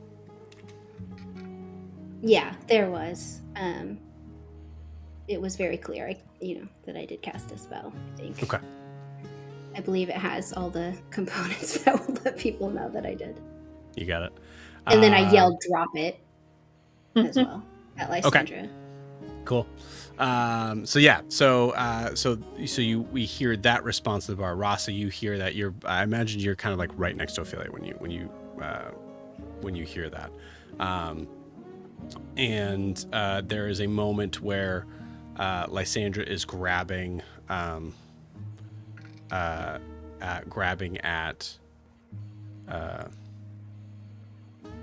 Saul's foot, and Saul kind of instinctively kind of like kicks out, and two things happen. Lysandra, you are kicked back. You're losing the grapple on this, but you tear away the stirrup that has the spur on it. Spur, okay. Yeah. And as you like kind of like fall back to the ground on it, he is taking off, moving away.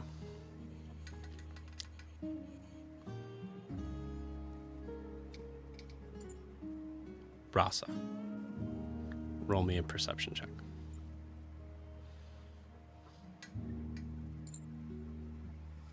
Say based on sound. 10. Okay.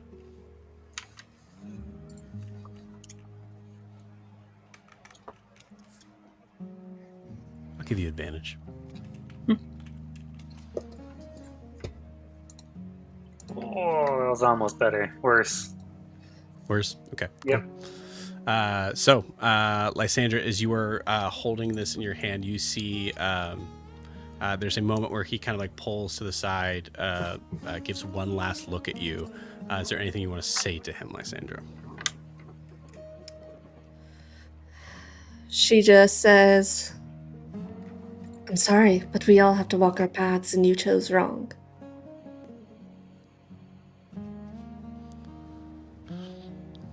You hear in your head, honey, you have no idea